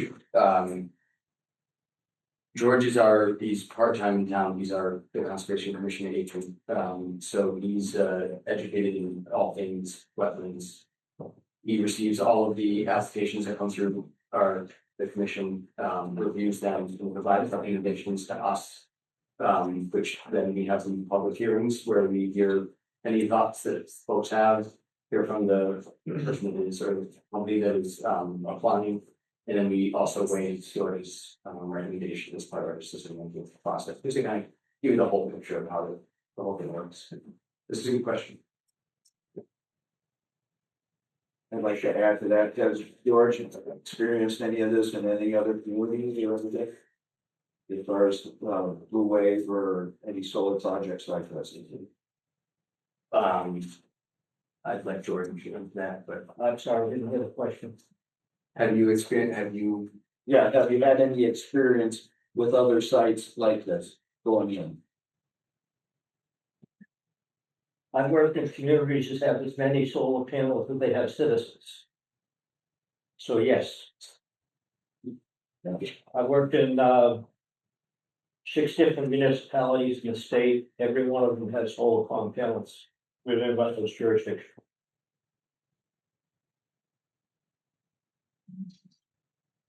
Do you mind stating your name for the record? Richard Adams, 40 Pleasant. Thank you. Hi, Jennifer Johnson again, Pleasant Street. I came in a little late to the initial presentation. I'm sorry about that. Is there a reason that things have been included in these 10 acres that are sensitive, rather, I mean, is it a feasibility issue that you can't do it outside of the zone? That you can't have those parts of the facility outside of the sensitive areas? The cornfields and the hay fields that are already being used, we're proposing on top of. And to make the project feasible is what you have written here. That answers your question? Kind of, it sounds like the thought was, we'll just put it over the fields until that's where it is, regardless of the sensitivity lines. I mean, there's no wetlands that we are proposing in. It's just the areas around it, Okay. if that helps. Thank you.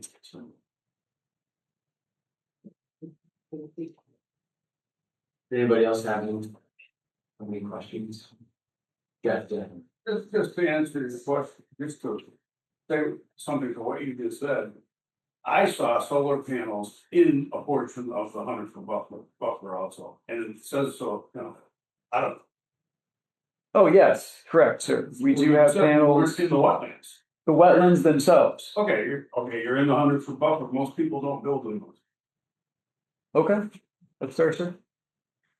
Really shouldn't be in the riverside area either, but that's what it is.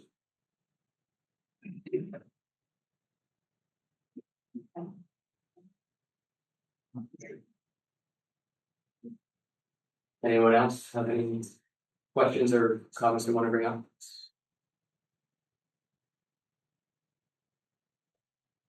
Steve Walsh from Davidson. Started out, it was a dual use project. But is there any studies done or is there any actual operating farms that have this where you actually crops actually grow? You're just given a good chunk of the sunlight off those plants. Where are they growing? Yes, you have, there's operating agrivoltaic projects in the state, in the country, in the world. Actually, there's a study out in Colorado that says where they have solar agriculture, and they say that the solar panels protect the ground from the excess heat from the sun. It retains more moisture in the ground, the plants grow better, and it gives a lot of shade and everything else. So it's supposed to be very, very beneficial. Do you mind stating your name? Steve Brookie. Thank you. Thank you. Please. Mr. Chairman. If I may, that it seems like most of the comments have been received. Mission needs vote to continue the hearing of the meeting and also formally hold the. I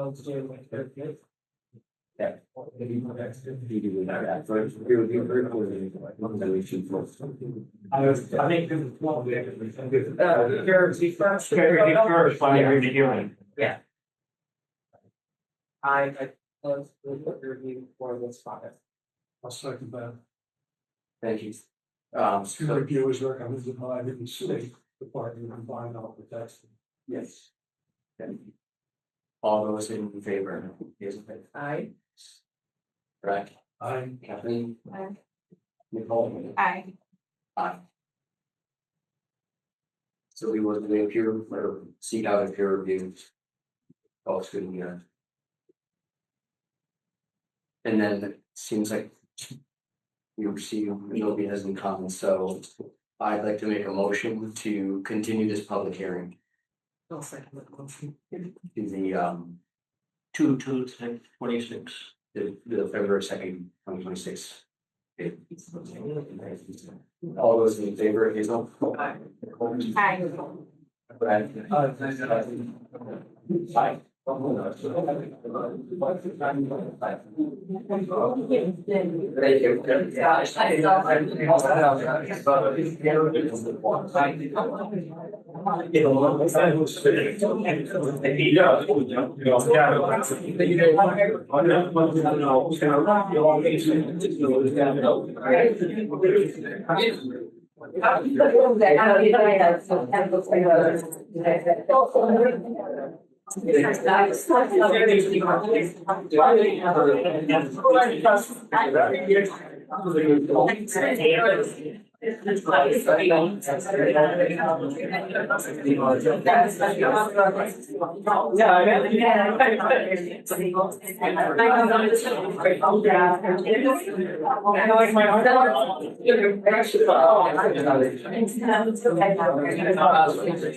I'll make it ask one.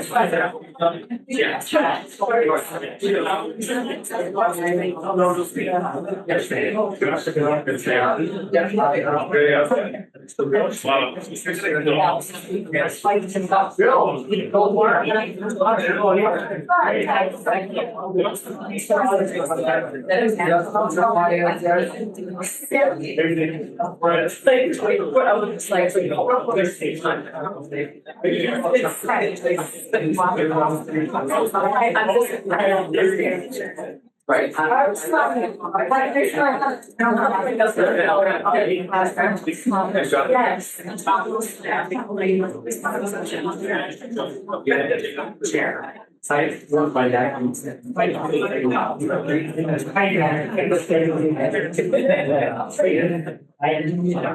love this over and take the bad things. I'm looking at it myself too, and I'm trying to figure out how to deal with that aspect of it.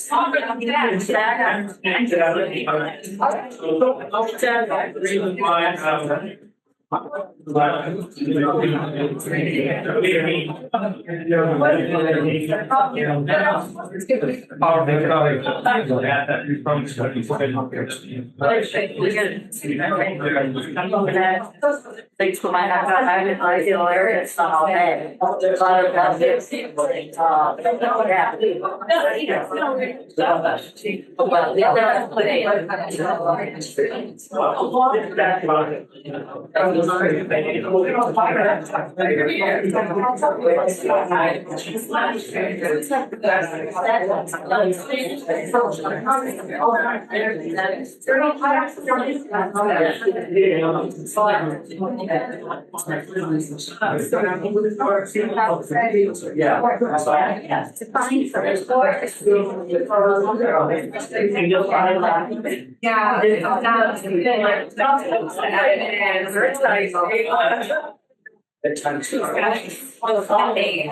Yeah, I mean, you guys are excellent.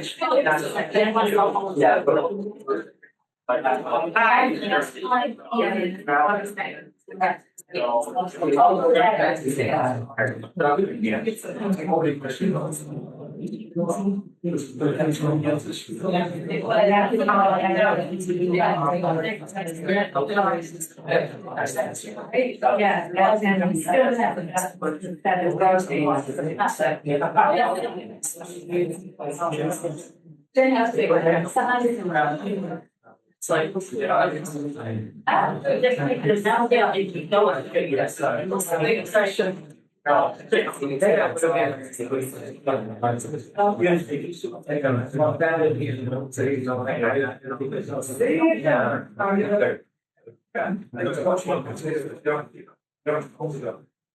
Hey.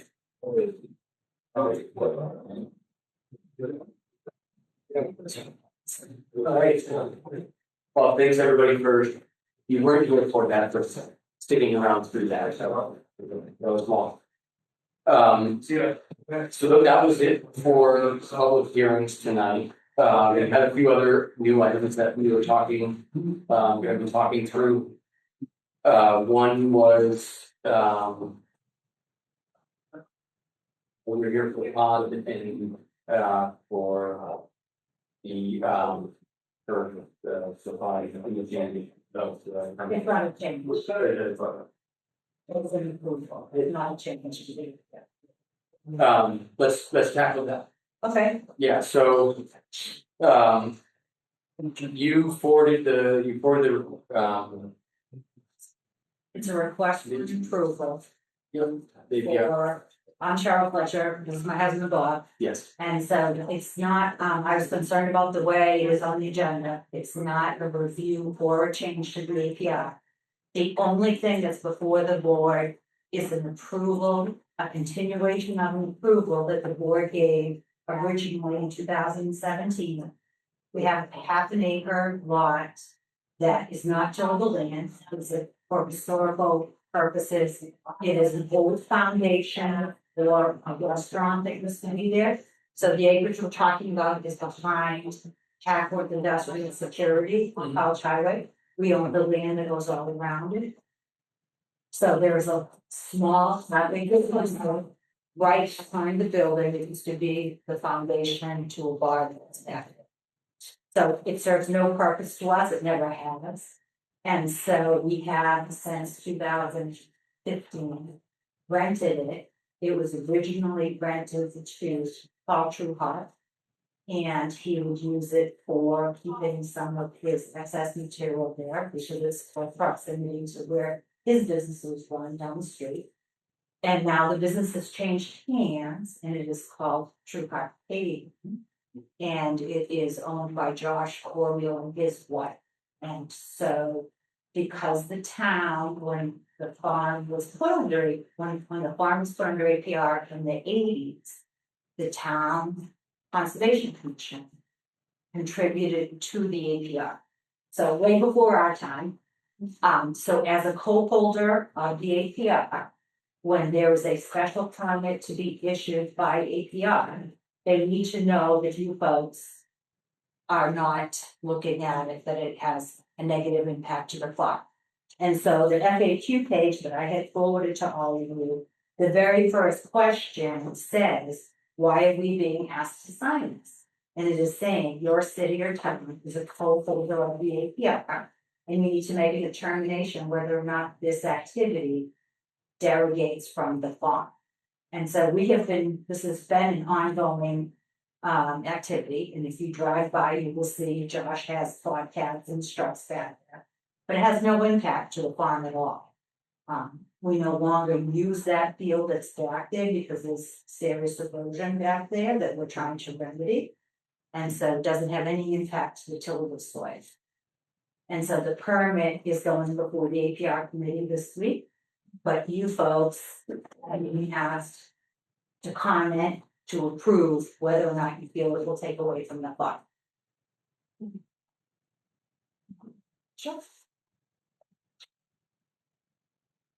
yes, thanks, and yeah, I pulled that, the FAQ up here as well, and, you know, the original. So thanks, and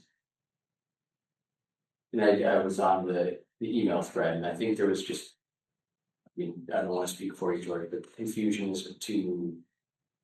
What the question was all about. Yeah, And So- basically, the agreement has been in place, and what it comes down to is the dates have expired on it. We just like to keep it going. Yeah. I will say, the current owners of the company, they're very, aware of everything we're doing, and they take care of any requests that we have. Everything is kept very neat, clean, picked up. But for the most part, the area he's using has never been any tillable land. It was a building that it collapsed, we cleaned it up, and it's just. It's a half an acre of unusable, I won't say unusable land, but he's using it, and it's for its best purpose, in my opinion. yeah. This is a question that's totally aside from, I mean, you said it was a restaurant. It really is a bar. Well, the front building was once a bar. In the back, this was what they call a pavilion, and it was used by the bar in summer months for cookouts and outings. Okay. And in the wintertime, it was actually used for cows, there weren't cows in it. And so when the building collapsed, the building was always owned by the farm. But it was originally, the bar and the farm were owned by two brothers. So there was sharing going on. Okay, And so as things got split up, the building for the pavilion was ours, the bar was somebody else's. okay, But because it's categorized as a non-agricultural activity. right. That's why state says, let's just make sure Southampton doesn't see that it takes away from the integrity of it.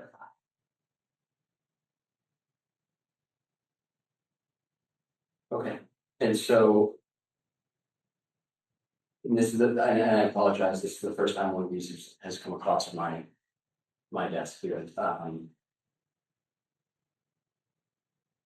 What is it that you need from us? It's the first page, it's just one page that has,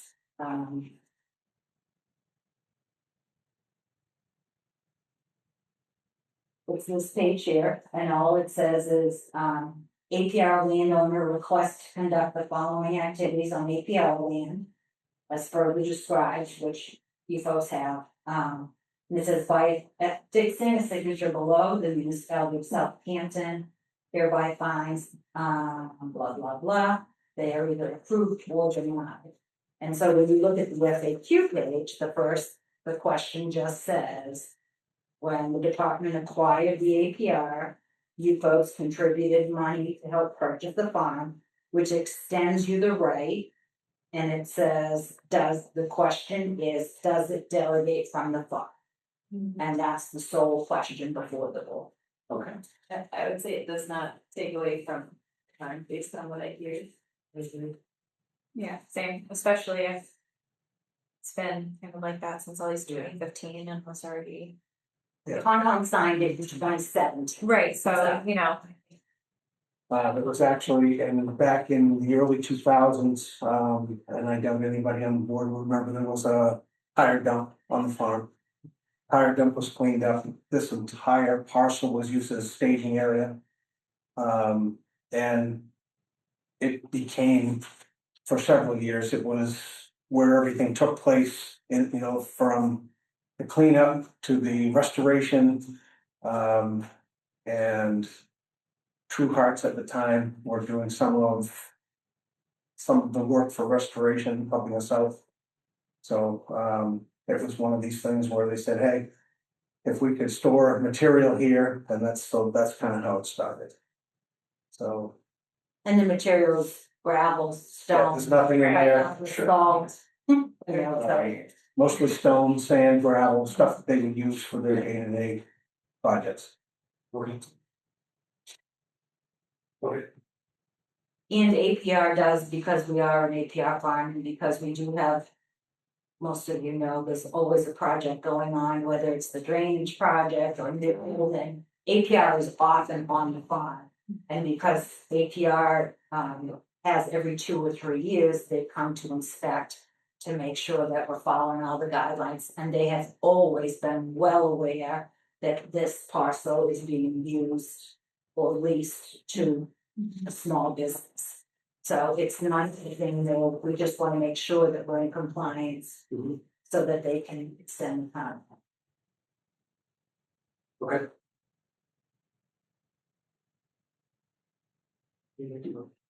Yeah, I would think we need a motion to allow the continuation of that. I'll make that motion. To continue the farm. Yeah. Awesome. Yeah, the address off of College Highway. Really call it 83. They should call it 83 College Highway. Okay. So I'll make a motion to approve the APR for 83 College.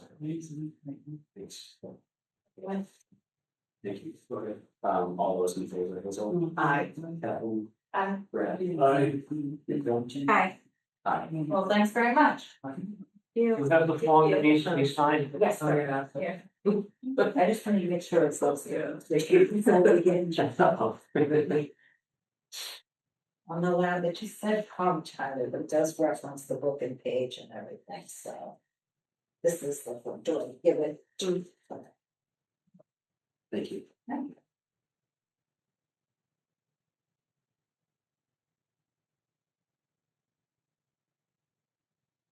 We're glad that you're in person tonight. Yeah. Yeah, that's, I know, that was very long, but usually we're, yes, and, but. I like these better. I do too. They're more productive. Yeah, I do too. It is 83 College Highway. Okay,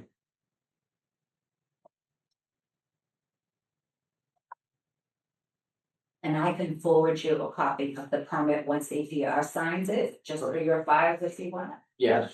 Yeah, there it is. Yeah, George, do you need to make a copy of this or? No, I've got that. Okay. And then when the final thing comes through, we'll put it all together. Okay.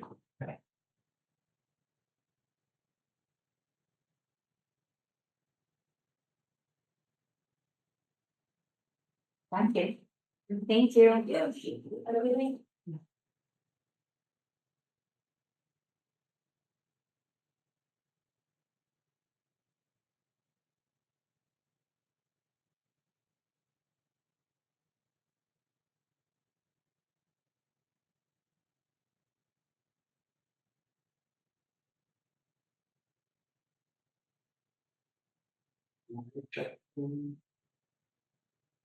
You check the approval. Yeah.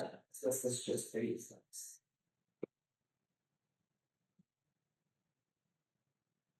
Good, thank you. We'll get you the formal approval. Thank you. Thanks very much. Thank you. Thanks. George, thanks for putting it on the agenda so quickly. Okay, all right, the other, I know the other, issue. Yeah, we all live on the line. Oh, okay. Perfect, so, yeah, So we're hoping Yeah. for it. yes, The weeds are pretty bad. yeah, so I know that I believe this. I think we voted on this in my very first meeting on the Conservation Commission. Start of 25. If I remember seeing, this conversation. So yeah, there's I'm just reading the notes here, give me a moment, please. So it's the 2026 treatment, and this is same treatment as in years past.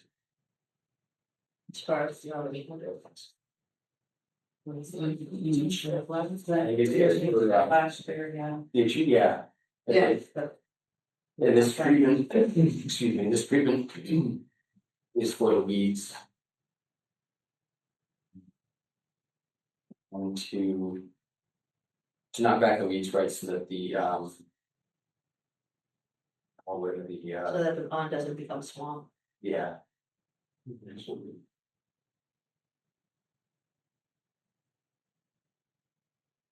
I have the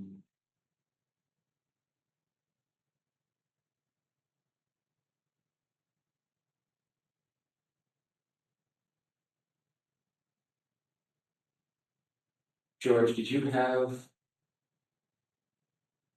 anything beyond the ages report? I feel like the last time somebody from the treatment company talked through it, right? Yes, they came in and we have a series of emails. It's exactly what they did Okay. last Oh, year. okay.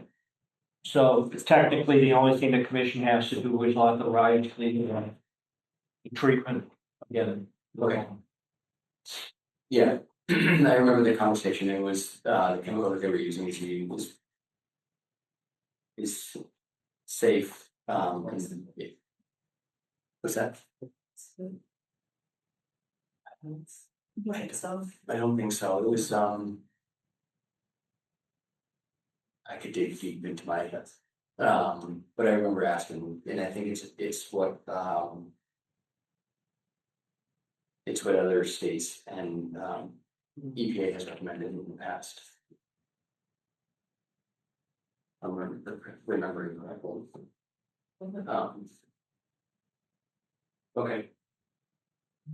It's just continuation. Yeah. Yeah, I'll make a motion to allow the continued treatment of the pond as it has been in the past. Second. Thank you. All those in favor, Hazel? Aye. Nicole? Aye. Kathleen? Aye. Brad? Aye. And aye. Thank you. Thank you. And thanks for sticking around. Many does. We're out of here. Oh, have a great night. Thank you.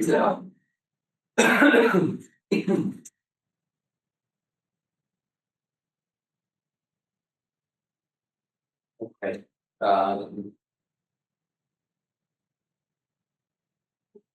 Alright, so we did the people,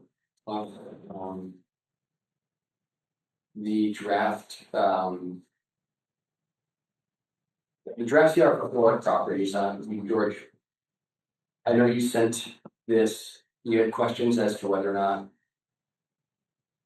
we can hold the CR. Well, let me just say this, all the CRs in town that are owned by the town and are also under the management of Conservation Commission.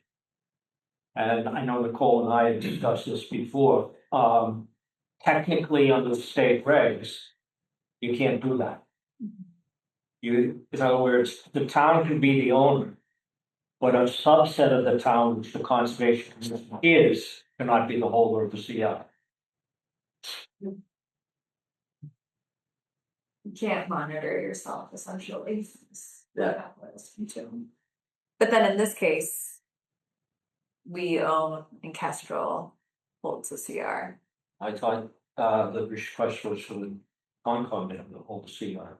There's gonna be Kestrels, When I looked at the draft, maybe I was in error mixing it up with one of the 17 others. it's the grantee is Kestrel and the grantor is the town, the Concom. Okay, so we won't, Concom won't be holding the CR. No, we would own it and then Kestrel would hold it. Then that issue goes away. I'm sure of that. Excuse me, okay. So all we have to do is notify everybody involved that the draft looks okay. Yes, who, did Bridget send that to you? Yeah. Okay. Yeah, I looked at the draft and it was all very boilerplate. No red flags or anything like that. And it was kind of nice in the vein of, some of it felt like you only need to provide notice of doing some things rather than like needing to receive approval, which can hold up Yeah. processes, and it was nice to see that language. Therefore, technically, I don't think any formal action is needed by the commission. I just wanted to make sure that there was nothing that the commission had an issue with, and one body like that. Okay. Great, and on that, I did mark, Cassius at the very start of the meeting dropped off. The land grant. Papers for us to sign, so before we leave, we'll sign those and put those in the open space. Mm-hmm. Yeah.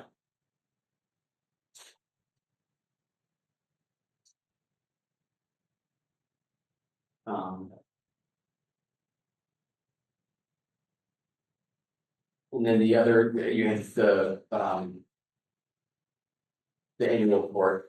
I just wanted, I sent the draft of the annual report to all the members. Yes. Just go through it, if you have any issues, get back to me. The new thing for this year is I put in that table with what we've done. Yeah, I thought that was, I liked it. There was I think it was, what, 43 investigations? Yeah. Yeah, what? What constitutes an Yeah.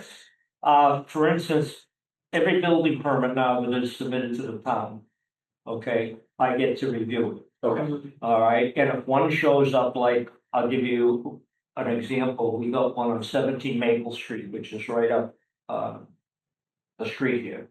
They want to build a new house. So I go out and take a quick look at it, don't go on the property, and then I generate correspondence to the owner saying, reviewed the building permit, there's no locational information that you submitted. All it says is new single family house. You're probably in wetlands jurisdiction. Touch base, so we can see what's going on. And Other things is like, next meeting, you're gonna get an enforcement order, we got a complaint on 150 Middle Road. And you'll see it next month to miss, but, that's an investigation. I can go out and check it out, and so 43 investigations, I don't have to do one, I make a checklist from the thing I keep on my desk, and then at the end of the year, add them up. Got it. Okay, that takes up a lot of time. Yeah, sounds like it. And I'd say Oh, sorry. 75% of the investigations we do, we solve, they go away, the issues go away. Yeah. You know, couple don't. So anyways, if there's any comments, questions, critiques, suggestions, let me know. This isn't due for a couple of months, but I had the opportunity to get it done, so I got it done. Yeah, I didn't have any comments, is what all I would say. Yeah, that's fine, George. I will, I went through it, I will go through it with a bit, more, into that. The other thing I just want to do quickly, this is the color mapping we're using for all the conservation things in town. I'm trying to get it updated. I know it's not updated. So if you could just take a look at it, because there's nothing else to do next year. And, you know, if you have any comments, questions, concerns, how we can make it better. Obvious properties that you're missing, for instance, the Florida property is on there. Right. You know, that's the type of thing I want to get on there. Then I gotta get a cost from PVCC, PVTC, to see if they can update it, because they did it before. And, Yeah, contact there is no longer. yeah. Their staff has changed right now, dealing with one of the department heads, you know, but before I can, you know, say update it, I gotta make sure we're getting everything we need to get. Sure. So, yeah, no great hurry on it, but something that eventually we gotta get done. The proposed greenway properties on it, that's kind of cool.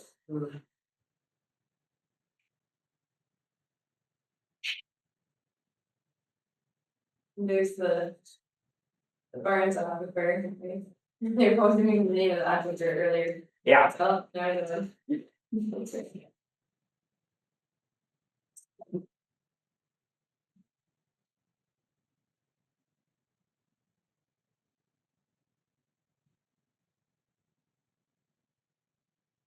And I had nothing for the treasury report, and I did with them, I did that earlier today.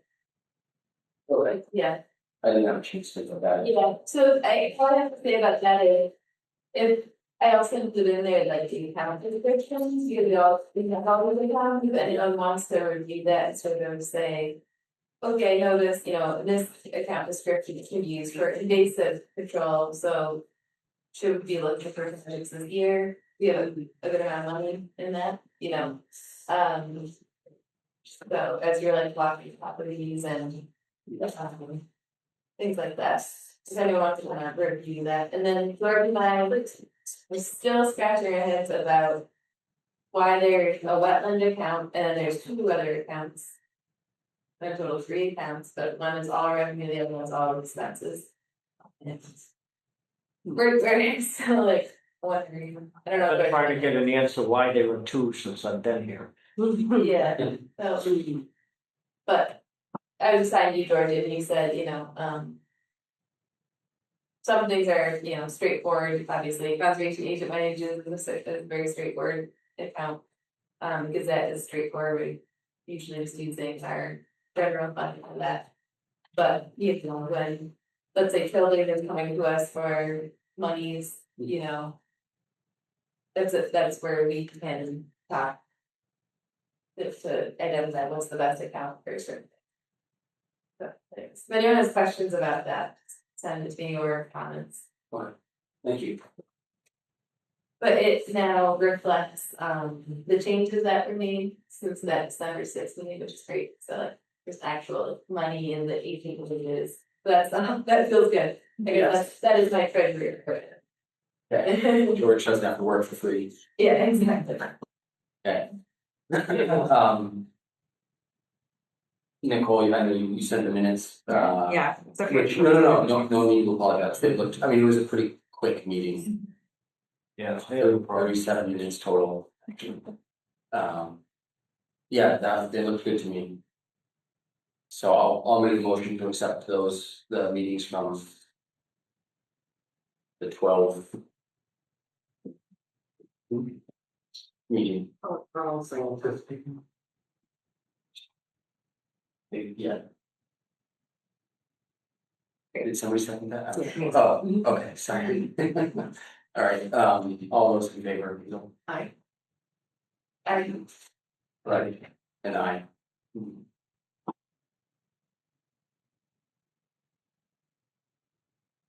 Okay, any items that can't wait until the next meeting, there's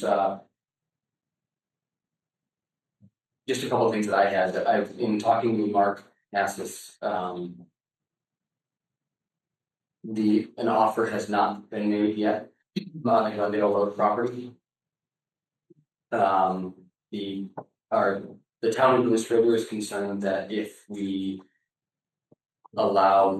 split the barn off and allow the owners to sell or gift it to the neighbors, that they'll build a secondary domicile on it.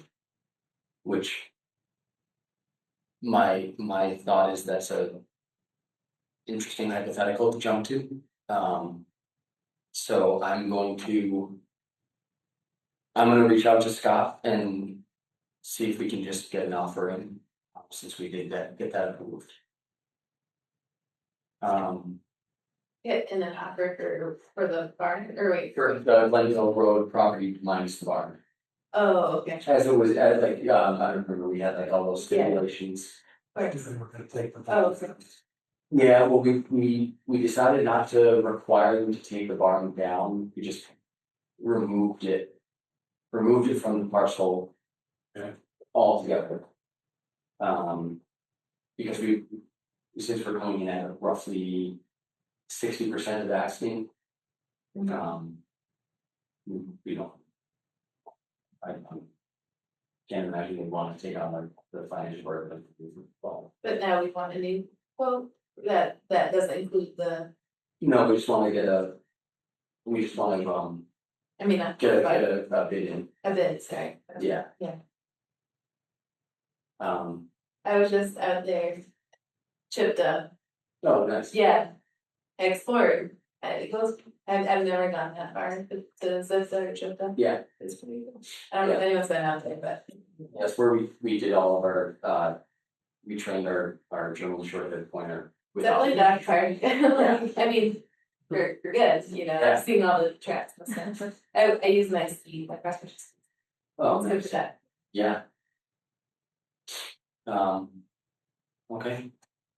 I just have the thing to document to sign for the land grant for the Florida property, and then hopefully we can get that added to this map. Once that goes through. Yeah. George, do you know what the timeline is for purchasing that, or? No. I don't. The only thing I know was what I dealt to real estate agent and the seller was adamant that there would be no reduction in price. For Glendale. Okay. Was that before or after the special town meeting? Both. Oh. Okay. Were they at the special town meeting? I mean, Were they at the town? I don't know. Oh, okay. All right. Anybody know anything else? Okay. Does anybody want to make a close? The motion to close the next conservation commission meeting at 8:29. I'll second it. Awesome. All right, all those in favor, Kathleen? Aye. Aye. Aye. Aye. This government meeting is brought to you by Eastworks and our local cable subscribers.